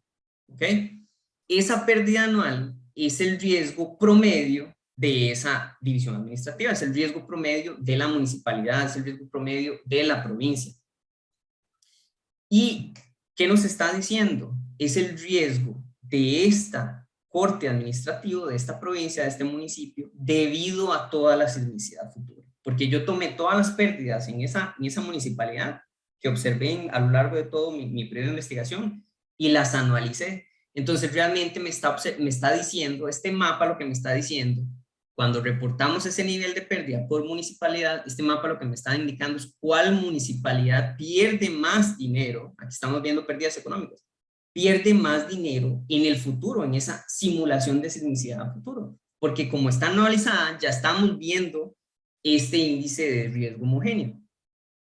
Este tipo de mapas tienden a resaltar las municipalidades donde se concentra nuestro capital humano, donde se concentra nuestro capital productivo, nuestra capacidad productiva, porque como concentran la mayor cantidad de capital económico, tienden a reportar más pérdidas debido a la sismicidad. Entonces, no es extraño que para ese análisis que hicimos en Colombia se nos resalten Bogotá, Cali, Medellín, porque son ciudades, ahí es donde está nuestro capital humano, ahí es donde está nuestro capital expuesto. Pero vean qué interesante.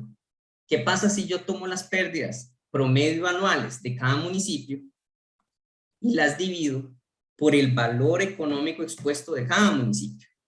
Lo que obtengo es cuál municipio perdió más de su valor a lo largo del periodo de sismicidad que yo simulé. En otras palabras, ¿quiénes son los mayores perdedores por la sismicidad y por la vulnerabilidad y por los elementos expuestos que tenemos en la sismicidad a futuro? Entonces, antes veíamos que Bogotá concentraba un rojo porque ahí está todo el capital humano y económico, pero resulta que aquí estamos viendo los municipios más vulnerables, los que están perdiendo más de lo que tienen expuesto a lo largo del análisis de sismicidad. Entonces, este mapa lo utilizamos para cosas diferentes. Aquí podemos, con este mapa, con el mapa de las pérdidas absolutas, podemos entender dónde podemos mitigar riesgo de forma absoluta. Con este tipo de mapas podemos entender dónde nos interesa mitigar el riesgo porque son comunidades vulnerables al riesgo, son las que más pierden su propio valor debido a la sismicidad. Entonces vean que son herramientas esenciales en el análisis del riesgo y son herramientas esenciales para mitigar el riesgo de una forma racional. Entonces ya nos estamos moviendo a la última parte de la presentación, que es básicamente la mitigación del riesgo. He estado hablando de métricas de riesgo, de pérdidas económicas, fatalidades humanas, etc. ¿Cómo pasamos de esas métricas a estrategias de mitigación, a disminuir el riesgo potencial que tenemos por el riesgo? Los conceptos claves aquí. ¿Cuáles son los componentes del riesgo sísmico que son mitigables? La amenaza es mitigable, la exposición es mitigable, la vulnerabilidad es mitigable, o qué tipo de estudios puedo utilizar, ya sea de amenaza, exposición o vulnerabilidad, para informar mis políticas de mitigación. ¿Cómo se utilizan esas métricas? Esa tabla de pérdidas por evento que vimos, ¿cómo se utiliza esa curva curva de máxima pérdida probable? ¿Cómo se utilizan esos mapas de pérdida anual promedio? Para informar políticas de mitigación, para informar políticas concretas o claves para mitigar nuestra condición de riesgo en la sociedad. Es importante, muy relevante para todas las sociedades. ¿Qué pasa si no tenemos recursos suficientes, económicos, físicos, humanos, para hacerle frente a eventos que nos pueden venir en el futuro? Gracias al análisis de riesgo, vimos todos los eventos que nos pueden venir y qué frecuencia pueden tener esas pérdidas. Estamos preparados para ese riesgo. Eso es lo que tenemos que estudiar e informar. Entonces, mitigando el riesgo por componente. Entonces, cuando hacemos el estudio de riesgo, ese estudio mismo nos puede ir indicando qué factores tienen mayor influencia en las métricas de riesgo. La pérdida en tal comunidad es muy alta porque resulta que ahí solo hay construcción de mampostería sin reforzar. Entonces, el estudio de la exposición me fue indicando eso. El estudio de la vulnerabilidad me puede haber ido indicando eso. Entonces, estudiar el riesgo en sí nos va a dar claves sobre cómo podemos mitigar el riesgo. Voy a mencionar aquí un ejemplo en concreto. Este ejemplo es del proyecto TREC, en el cual yo personalmente he trabajado desde el 2019. Y en este proyecto nos dedicamos a desarrollar bases de datos de amenaza, exposición, vulnerabilidad sísmica a escala urbana, a una escala de ciudad para 3 ciudades en Latinoamérica. Y lo que quiero mencionarles es cómo ese estudio de la amenaza, cómo ese estudio de exposición nos han ayudado a informar políticas de mitigación. Entonces, aquí estoy mostrando unos resultados, unos mapas para Cali. Cali es la tercera ciudad más poblada de Colombia. La vemos ahí en el mapa. Y estamos hablando de que en Cali son más de 2 millones de habitantes y tenemos más de 60 billones de dólares de capital económico expuesto. Cali tiene la particularidad, sin embargo, a diferencia de Medellín y Bogotá, que tiene el nivel de amenaza sísmico más alta. ¿Okay? Entonces, adicionalmente también está en un valle. El río del Cauca pasa justo por aquí, en este lado. Este sería el sector oriente de la ciudad. Entonces Cali está en un valle. Y esa condición, se espera que existan suelos blandos en ciertas partes de la ciudad, y toda esta mezcla, alta amenaza, gran cantidad de elementos expuestos, ciertas agravantes con los suelos blandos. Estamos hablando de que tenemos los ingredientes para que la ciudad esté en una condición de riesgo. Entonces, justo esta ciudad necesita un estudio de riesgo especializado. Entonces, justo eso fue lo que empezamos a hacer dentro del proyecto. Cuando empezamos a hacer el estudio para la ciudad, empezamos a modelar la exposición de la ciudad, recolectar toda la información, estructura por estructura, que pudiéramos, desde el nivel socioeconómico, el material constructivo de las viviendas, qué altura tienen las viviendas, qué año constructivo tienen esas viviendas, si es posible el estado de la vivienda, cuántas personas viven en esa vivienda, etcétera, etcétera, etcétera. Empezamos a hacerlo para eso. Lo hicimos para el sector residencial, sector educativo, sector comercial, etcétera, etcétera. Tratamos de generar una base, un compendio completo de exposición de la ciudad.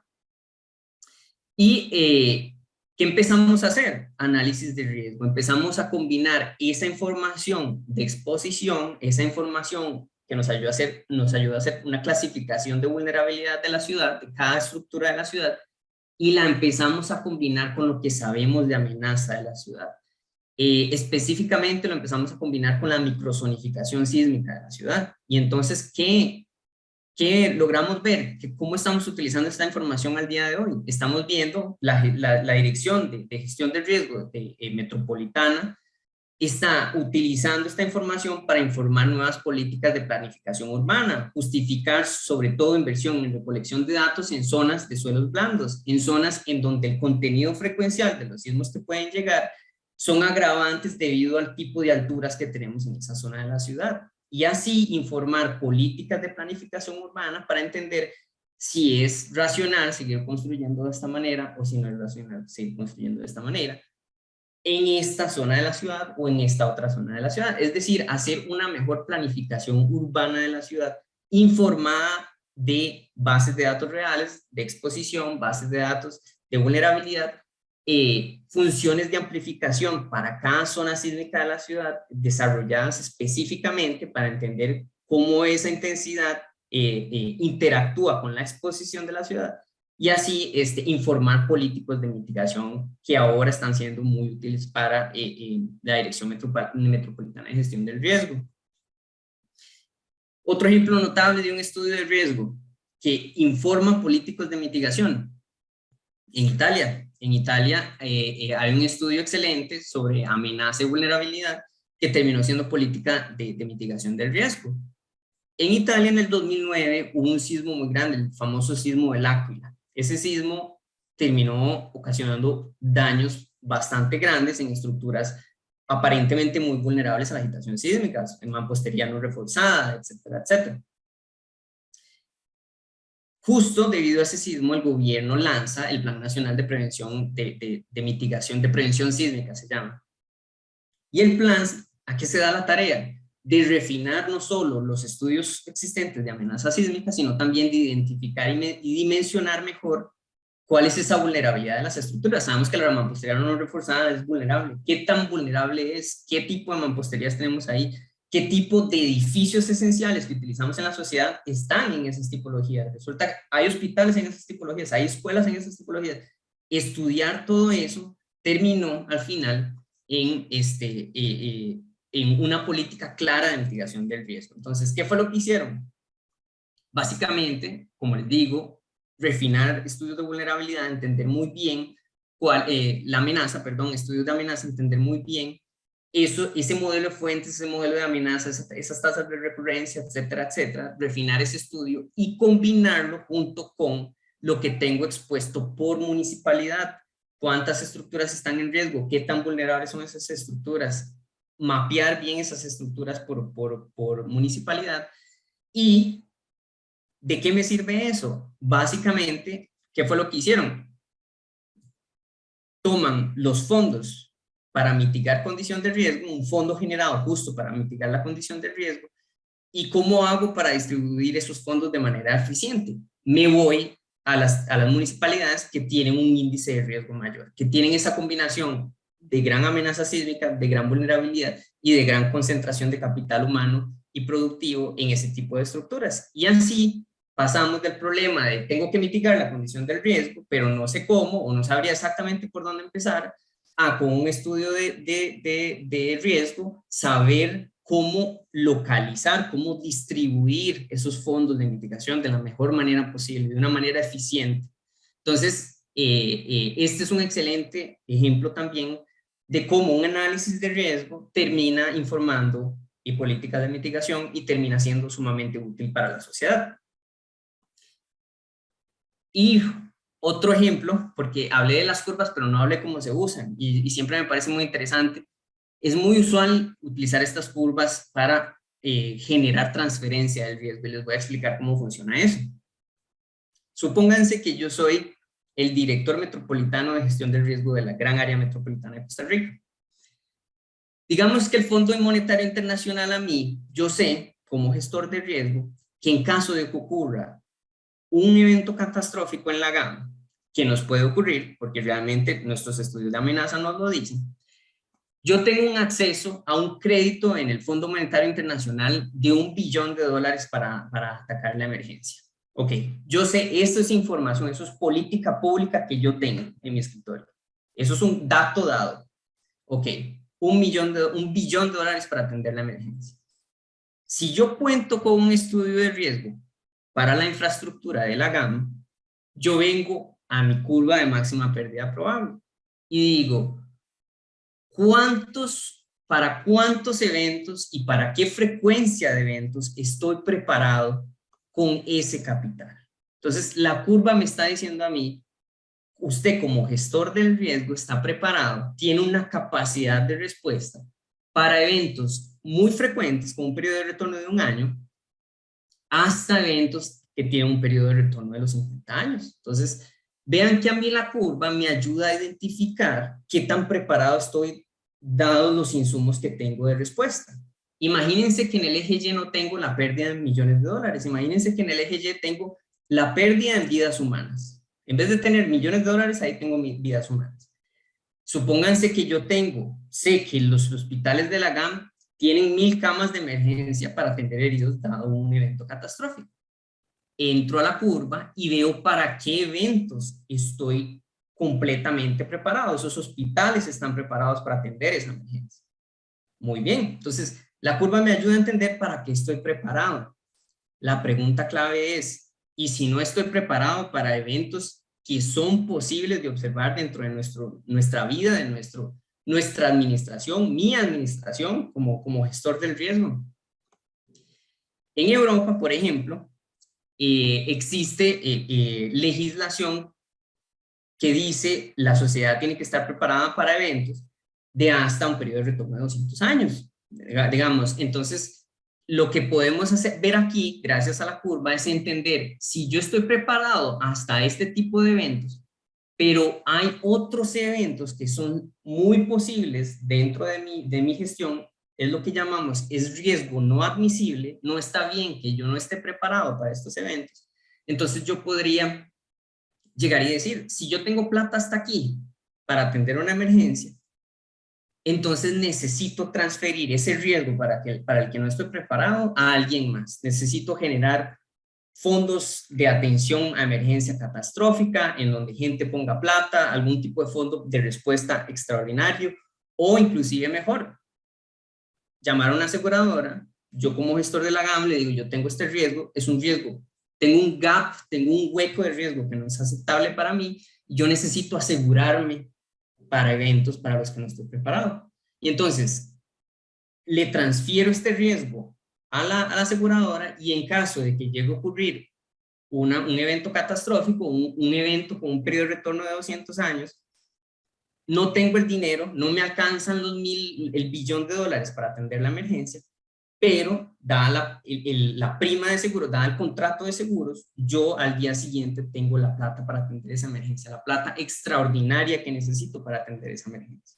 Entonces, esto es una herramienta también sumamente importante y también muy utilizada en la gestión del riesgo para hacer transferencia del riesgo, para transferir ese riesgo para el que yo no tengo capacidad monetaria de atender.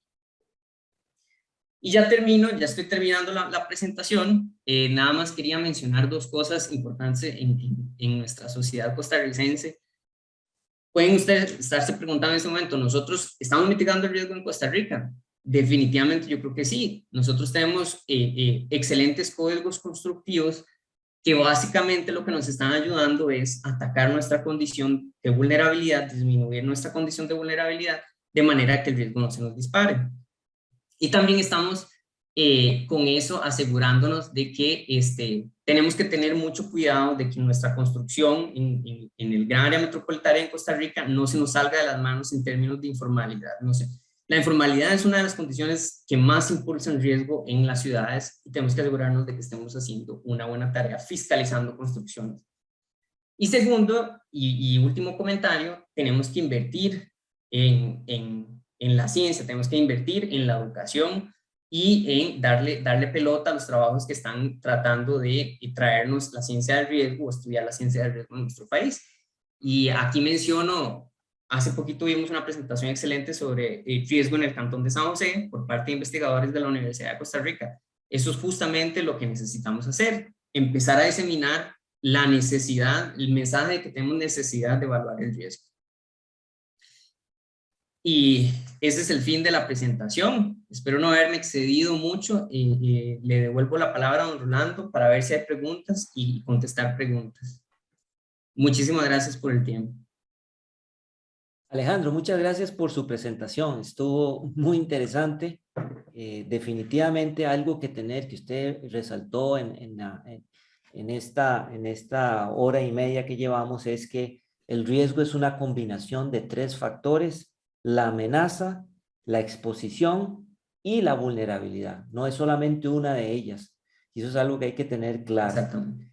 Entonces, tenemos algunas preguntitas aquí que nos han hecho los participantes y empiezo por la primera.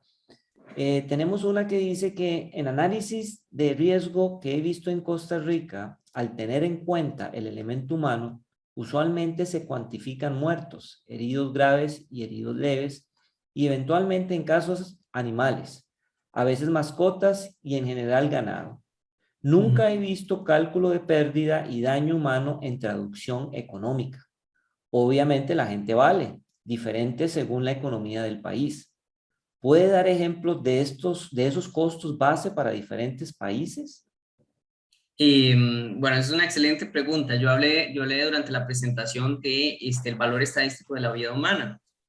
Los estudios de valor estadístico de la vida humana lo que hacen es exactamente analizar la productividad de un país en términos del Producto Interno Bruto del país, etcétera, etcétera, y tratar de cuantificar cuánto vale cada vida humana en promedio. De nuevo, la vida humana es invaluable, pero tratamos de dimensionarla de alguna manera racional. Entonces, una vez se dimensiona, hacemos un análisis costo-beneficio y agregamos esa pérdida a las pérdidas económicas directas, entonces cuando hacemos un análisis de riesgo. No le puedo decir cuánto vale estadísticamente la vida humana de un costarricense en comparación con la vida humana de un estadounidense porque no manejo el dato, ni he visto los estudios aún, por ejemplo, para la sociedad costarricense, entonces no podría darle el dato y le queda un poco mal en ese sentido, pero sí le digo que se utilizan en los análisis de riesgo y si es posible transformar eso en pérdidas económicas. Lo mismo para el ganado, él estaba hablando de ganado, básicamente recursos expuestos, ¿verdad? Entonces, ese ganado definitivamente tiene un valor económico y ya eso sí depende de la economía local también, ¿verdad? Muchas gracias, Alejandro. Otra pregunta que nos hace el señor Walter Ortega, la anterior la había hecho al señor Soto, ahora tenemos al señor Ortega que nos dice, ¿qué tan factible podría ser insertar en el país un sistema de avisos sísmicos, como por ejemplo en México? Alerta temprana. Un sistema de alerta temprana. Vean qué interesante la dinámica. Veámoslo desde el punto de vista del riesgo. ¿Qué hace un sistema de alerta temprana? ¿Nos disminuye la vulnerabilidad, nos disminuye la exposición o nos disminuye la amenaza? Un sistema de alerta temprano lo que hace es atacar el componente de la exposición, porque lo que hace es que nos avisa cuando viene un sismo y lo que hacemos es desocupar, disminuir la exposición, el número de ocupantes en elementos expuestos. Entonces el elemento sufre daño, pero afortunadamente o esperemos que no haya gente en ese elemento expuesto, entonces los sistemas de alerta temprana nos disminuyen la condición del riesgo porque tratamos de disminuir la exposición de los ocupantes al evento sísmico, viéndolo desde los conceptos que acabo de hablar. Ahora, ¿qué tan factible podría ser? Tendríamos que hacer un estudio. Este estudio, por ejemplo, lo acaban de hacer en Portugal, haciendo exactamente un análisis de riesgo como el que acabamos de hacer. Usted hace un análisis de riesgo en el que en un escenario están todos los ocupantes, hago un análisis por eventos estocásticos donde están todos los ocupantes en las estructuras, y yo hago otro estudio donde hago otro set de eventos estocásticos, pero esta vez en ese estudio yo voy a asumir que la ocupación en esas estructuras es un 30% menor, gracias a que tenemos un sistema de alerta temprana. Tomo las pérdidas de la condición inicial, tomo las pérdidas de la condición mitigada y veo a ver, comparo el ahorro económico, ese ahorro humano, esas pérdidas que no estamos viendo por haber introducido un sistema de alerta temprana, y entonces sé que cuán factible es. Así es como te puedo contestar. No te puedo decir porque no he hecho el estudio, no te puedo decir qué tan factible es, pero te estoy diciendo cómo se hace ese estudio de factibilidad y cómo es perfectamente posible hacerlo. Lo acaban de hacer también en Portugal, en donde les preocupa mucho un evento que está pasando, un evento sísmico pasando al sur de la costa portuguesa. No sé si hay otras preguntas. Sí, sí, claro. Tenemos una pregunta del señor Zamora. Me parece que por el tamaño del territorio costarricense y su proximidad al límite entre dos placas tectónicas, Coco y Caribe, no es factible. El aviso llegaría prácticamente al mismo tiempo o incluso después de que el mismo sismo. Sin embargo, tal vez esa interrogante nos la pueda ampliar más a fondo. No, era justo lo que decía. ¿Qué tan factible es? Yo como Alejandro Calderón no lo puedo contestar sin los datos. Yo tendría que hacer un estudio, este estudio justo el que les acabo de decir, ver qué tan factible es, porque el señor Zamora está indicando algo importante. Ese porcentaje de ocupantes que se van a desocupar es muy bajo porque el tiempo de respuesta va a ser muy corto. Entonces tendríamos que ver, tomar ese tiempo de respuesta, esa disminución de los ocupantes y ver si al final va a valer la pena el sistema o no. Y se puede saber con un estudio de riesgo, así como lo estoy explicando. Tal vez aquí, complementando, el señor Soto comenta que hay gente de la Red Sismológica Nacional trabajando en eso, pero dejemos ver las respuestas del expositor. Ok. Sí, era justo lo que les comentaba. Correcto. Hay otra pregunta del señor Zamora, dice, en la curva de máxima pérdida probable, la magnitud económica de los daños, eje Y, es acumulativa. Vamos a ver, aquí, esta curva es lo que está preguntando el señor Zamora nos está preguntando si este punto en específico, esta ruptura en específico que tiene esta pérdida económica y este periodo de retorno asociado es acumulativa o no. Como les comentaba, definitivamente la pérdida agregada que ocasionó ese evento. Entonces, la pérdida que ese evento ocasionó, la suma de todas las pérdidas en todos los elementos expuestos que ocasionó esa pérdida. Por eso le llamamos la pérdida agregada. Ahora, no es acumulativa. Ningún evento en la tabla de eventos estocásticos está conectado el uno del otro. Nosotros asumimos que los eventos sísmicos están ocurriendo aislados el uno del otro. Y en cada evento, esa es otra pregunta que siempre nos hacen, en cada evento asumimos que el capital se daña, nuestros elementos expuestos se dañan, pero para el próximo que simulamos no hay una acumulación de daño. Para el próximo evento volvemos a simular los elementos completamente recuperados o, por así decirlo, en su perfecta condición. Ustedes pueden decir, eso es irreal, no necesariamente dados los periodos de retorno que estamos observando, pero pero ya hay estudios de riesgo que toman en cuenta acumulación de daño en estructuras, pero eso es importante solo para los periodos de retorno bajos, solo para los eventos sísmicos que nos van a venir. Va a haber un enjambre sísmico y puede haber una acumulación de daño, y el tiempo real entre un evento y otro es sumamente pequeño. Vean que aquí estamos hablando de tiempos muy grandes cuando estamos hablando de los eventos que realmente nos importan mucho. Entonces tendemos a darnos esa licencia, tendemos a asumir que los eventos son independientes entre sí. Sigo con la siguiente pregunta, de parte de Hilary Chanto. ¿El profesional realiza o analiza un modelo de fuente sísmica en base a la zona en la que voy a realizar una estructura? ¿O solamente aplica para un estudio en general? Ok, muy buena pregunta. Los estudios de amenaza sísmica necesitan de sismólogos, necesitan de tecnología, entonces tienden a costar dinero. ¿Eso qué quiere decir? Sería excelente tener estudios de amenaza sísmica para cada estructura civil en el país, que cuando yo hago mi casa, que algún ingeniero me haga un estudio de amenaza sísmica para mi casa también. El problema es que es costoso. Entonces, los estudios de amenaza sísmica por lo general los hacemos tomando en cuenta y para tratar de beneficiar a la sociedad en general. Por eso es que hacemos un estudio de amenaza sísmica y por lo general termina en el código sísmico también, una zonificación sísmica. Entonces, así es como beneficiamos al usuario con un estudio general y vale la pena invertir en eso. Sin embargo, hay estructuras que son de alta importancia y sí requieren de un estudio de amenaza sísmica específico. Por ejemplo, dos ejemplos claros: plantas nucleares, subestaciones eléctricas, por ejemplo, hospitales, o aquí en Costa Rica represas. Dada el capital que tenemos y el uso y la importancia que tienen, tendemos a hacer un estudio de amenaza sísmica.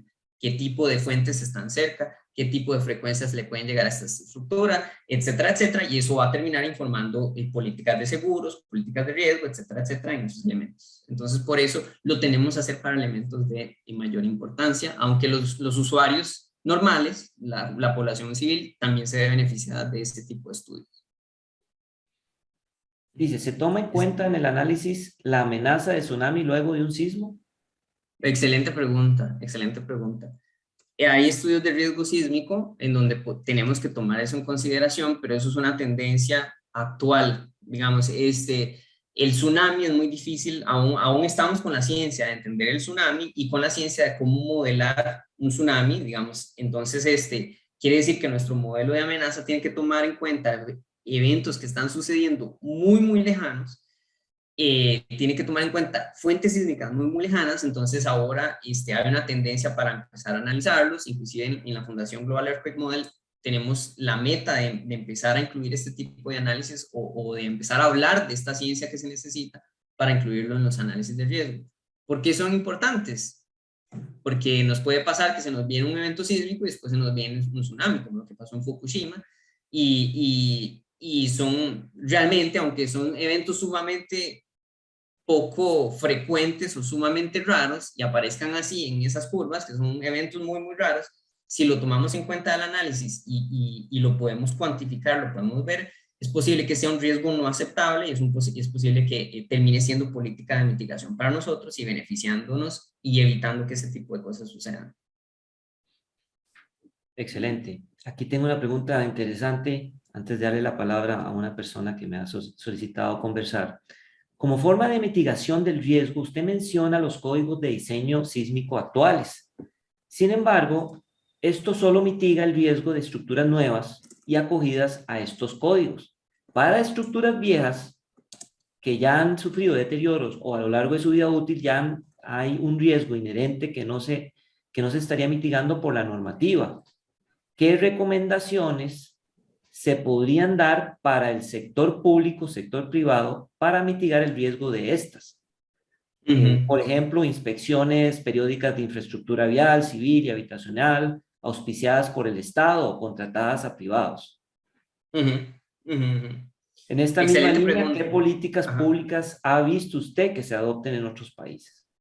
Excelente pregunta, porque cuando educamos al ingeniero estructural, cuando educamos al ingeniero civil, estamos enseñando a mitigar o a generar estructuras menos vulnerables, pero estructuras nuevas, infraestructura nueva. ¿Qué pasa con las estructuras que construimos antes del Código Sísmico? ¿Qué pasa con las cosas que construimos antes o la gente que no tuvo plata para pagar a un ingeniero y ahora vive en una condición de riesgo?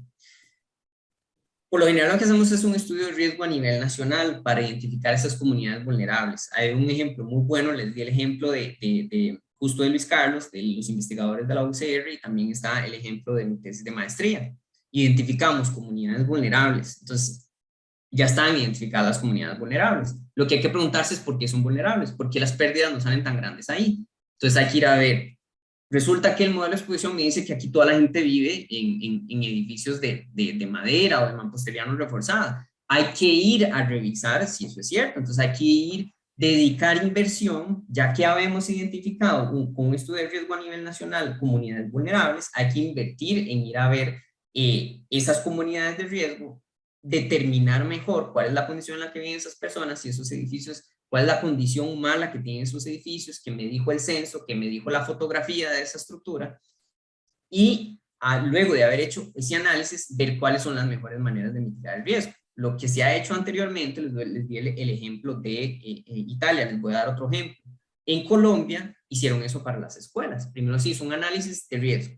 Se vieron cuáles son las escuelas con las pérdidas probables, con las pérdidas anuales más altas, después del análisis por eventos estocásticos y todo, y se fueron a ver cuáles son esas escuelas y evidentemente luego de confirmar que esas escuelas están en condiciones de riesgo, se generaron programas de intervención sísmica. Entonces, reforzar esas escuelas, etcétera, de manera que estamos protegiendo recursos limitados, utilicémoslos de la mejor manera posible, protejamos las escuelas que están más en riesgo.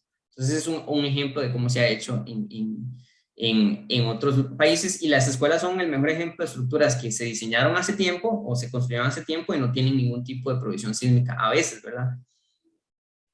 Es un gusto saludarlos, los saludo desde México, para ser más exactos, desde el estado de Chiapas, en esta charla muy interesante, por ahí del profesor Alejandro,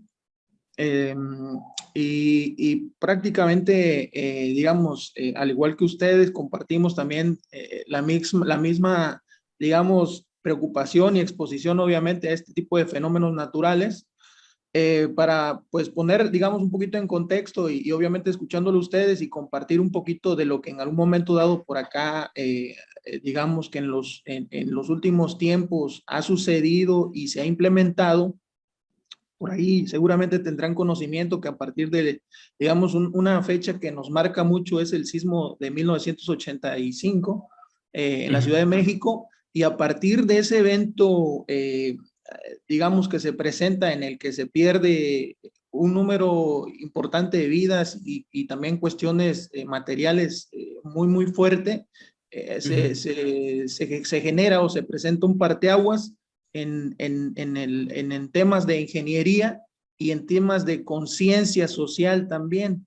Entonces, a partir de ahí se toma obviamente en cuenta de manera más importante los fenómenos sísmicos, se actualizan los códigos de construcción, y obviamente se implementa, digamos, un seguimiento más puntual en el sistema sísmico nacional, para poder estar monitoreando. O sea, se implementan una serie de controles para poder en algún momento dado disminuir el riesgo, la exposición, como decía también el profesor, y en algún momento dado también el impacto a pérdidas humanas y pérdidas materiales. Nosotros, por ejemplo, acá en México tenemos una zonificación para digamos, de acuerdo a la incidencia sísmica, y va, digamos, desde del Pacífico, donde se encuentra un poquito más intensa digamos, o más frecuente el riesgo sísmico y de mayor intensidad hacia el Golfo, donde prácticamente pues no se presenta el gran impacto o lo que es intensidad en fenómenos sísmicos, ¿no? Entonces, digo, hablando también un poquito más allá, del lado del Golfo tenemos, y es un tema que a lo mejor está un poquito fuera de contexto, pero de igual forma lo platico. En el Golfo ciertamente no tenemos tanta influencia de temas sísmicos, pero está muy fuerte por ahí el tema de los vientos del Huracanes. norte. Exactamente. Entonces allá del otro lado es el viento en el Golfo y del Pacífico es el sismo. Entonces tenemos una regionalización sísmica o zonas para poder, como decían por ahí los compañeros, en el tema de construcción, de construcciones nuevas, poder implementar factores, ¿no? Entonces, va desde un factor un poquito más, con mayor reserva, en donde hay más intensidad de fenómeno sísmico, hacia donde la hay menos, ¿no? Y allá donde hay menos riesgo o frecuencia de riesgo sísmico, se incrementan los factores por viento, que es en el Golfo. Y en el caso, por ejemplo, de las estructuras que en algún momento se hayan construido y que en algún momento no se hayan considerado digamos, con los nuevos estándares de construcción que se tienen implementados, conforme ha ido pasando el tiempo, se han ido procurando las que son posibles digamos, eh, adecuarlas para seguirlas teniendo funcionales, y las que en algún momento dado, digamos, por su propia concepción, no son factibles de adaptar a ese cambio, pues se han realizado reconstrucciones de muchas edificaciones para evitar que en algún momento dado estén altamente expuestas a los eventos. También de igual forma, frecuentemente se realizan simulacros en los que tanto escuelas como edificios públicos y privados se programa, digamos, el evento, y se toman los tiempos de desalojo de las construcciones o edificaciones, para saber en algún momento dado también, bueno, conocer las rutas de evacuación, el comportamiento que debe tener el personal o la gente, y hacer conciencia de que se tienen que apoyar bueno, mejor dicho, nos tenemos que apoyar, y obviamente tratar de tener una respuesta rápida y tratar de evitar de esta forma estar dentro de las edificaciones que en algún momento sean susceptibles, ¿no? Entonces ha sido una serie de, o sea, realmente se ha implementado una conciencia para afrontar estos temas de sismicidad, desde el tema de la construcción, como decíamos, el tema de la respuesta social, el tema, incluso en algún momento dado, también tocando por ahí el tema que comentaba otro compañero, también en últimas fechas o en los últimos años, por acá ha entrado fuertemente lo que son temas de protección civil. Digamos, se le ha dado mucha importancia y más participación al tema de la protección civil, más seriedad, para que también de esa forma se pueda evitar estar expuesto a fenómenos naturales, porque también acá, aparte de temas de viento y sismo, pues está también mucho el tema de la lluvia, ¿no? Entonces hay muchas regiones que en algún momento dado también están muy expuestas al tema de lluvia, sobre todo del centro hacia el sur, y pues en la parte del norte pues es un poquito más el tema digamos desértico, pero en el sur también el tema de la lluvia es muy fuerte. Entonces por ese lado digamos es lo que hemos o se ha ido implementando acá en México, para poder, digamos, adaptarse, porque al final de cuentas también es adaptarse a los cambios que en algún momento dado la madre naturaleza nos va presentando, ¿no? Muchas gracias por su intervención y saludos allá en México a todos. Excelente que estén participando de esta actividad. Muchas gracias por su participación. Alejandro, nos quedan 2 minutos. Tal vez usted nos pueda resumir cómo estamos acá en Costa Rica en el tema del riesgo. Ya como para finalizar, nos estamos preparando. Algo que usted dijo y que es importantísimo que todos sepamos, la importancia de tener bases de datos, de conocer nuestra infraestructura, qué tenemos, en qué condición está. Lo digo por los puentes, ¿verdad? Necesitamos saber dónde están ubicados nuestros puentes, en qué condición se encuentran, para conocer la parte expuesta, qué tan vulnerables están y realizar y estar actualizando el mapa de amenaza sísmica de Costa Rica. Pero entonces, eso es algo para que quede ahí con todos de que es necesario estar actualizando esas bases de datos. Y Alejandro, no sé qué nos podría usted decir, cómo estamos acá, para dónde vamos.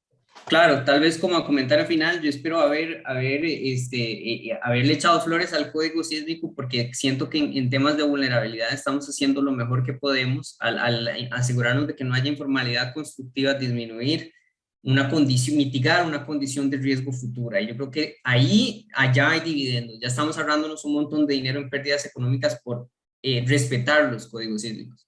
Eso en términos de vulnerabilidad. En términos de exposición, falta por hacer. ¿Cómo es la condición de nuestras escuelas? ¿Dónde están las subestaciones eléctricas? ¿Dónde están las torres de telecomunicación? ¿Están en una condición de riesgo? Sabemos de qué están hechas, etcétera, etcétera. Esas bases de datos son necesarias, y si no existen, a mi parecer, cada institución pública tiene que empezar a hacer su propio inventario de estructuras. Y no solo de cuántas tenemos, sino saber de qué están hechas, porque lo que nos interesa es entender la condición de riesgo. Y ahí puse ciertos puntos de reflexión que yo creo que es importante. Pensemos también, ¿está esa infraestructura asegurada? ¿Están esas escuelas aseguradas ante eventos sísmicos? ¿Está la infraestructura del ICE, la infraestructura de la IA, esa nueva planta de tratamiento que estamos construyendo? Todo eso está asegurado, lo tenemos asegurado. Si se viene un evento de magnitud 6.5 que nos da mucho miedo en el centro del país, aquí en el Valle Central, perdemos toda esa inversión, nada más, porque si es algo tan probable y estamos haciendo ese nivel de inversiones, los estamos asegurando. Entonces, esos son puntos de reflexión que yo quería poner aquí, porque son cosas en las que yo creo que el país puede mejorar. Tenemos que empezar a mejorar mucho eso, y tenemos que empezar a generar una alianza entre instituciones académicas como la Universidad de Costa Rica, que tienen músculo técnico para entender el riesgo, y ya nos han dado ejemplos muy buenos, y darle apoyo a esas instituciones que tal vez ni siquiera están pensando en el riesgo, porque tal vez no es la responsabilidad de ellos. La responsabilidad de ellos es proveer agua, proveer educación, pero la gestión del riesgo es algo con la que estas instituciones públicas se pueden aliar con instituciones académicas, con instituciones científicas, para este tipo de estudios, para entender si esa infraestructura, toda esa inversión que hemos hecho como sociedad costarricense está preparada, está en riesgo, estamos preparados para eventos frecuentes o no frecuentes, etcétera, etcétera. Entonces, aunque estamos haciendo muy bien ciertas cosas, siento que hace falta mucho por hacer, hace falta mucho por determinar. Tenemos que dimensionar bien ese riesgo, tenemos que mantener esas bases de datos, si no existe, generarlas. Y definitivamente también hemos hecho estudios de amenaza sísmica, pero no deberíamos dejarlos ahí nada más. Deberíamos empezar a entender microzonificación sísmica ya a una escala urbana, cómo afecta esa microzonificación sísmica a Cartago, a Heredia, a La etcétera, etcétera, donde estamos en el Valle Central, y qué influencia puede tener eso en un evento sísmico o en el riesgo que podemos tener dado un evento sísmico aquí en el Valle Central. Entonces eso es como ciertas cositas de las que puedo hablar, y también les dejé aquí otros puntos de reflexión por si les interesa, y que ojalá esta discusión siga y tengamos espacios para seguir hablando de esto en próximos congresos de ingeniería estructural, próximas charlas de ingeniería, etcétera, etcétera. Que esto empiece a ser parte de lo que hablamos cuando hablamos de ingeniería, cuando hablamos de ingeniería estructural, inclusive cuando hablamos de seguros, inclusive cuando hablamos de ciencia actuarial. Entonces, es muy importante eso, y ese es el comentario con el que cierro, Rolando. Muchas gracias por la oportunidad, y muchas gracias por el tiempo.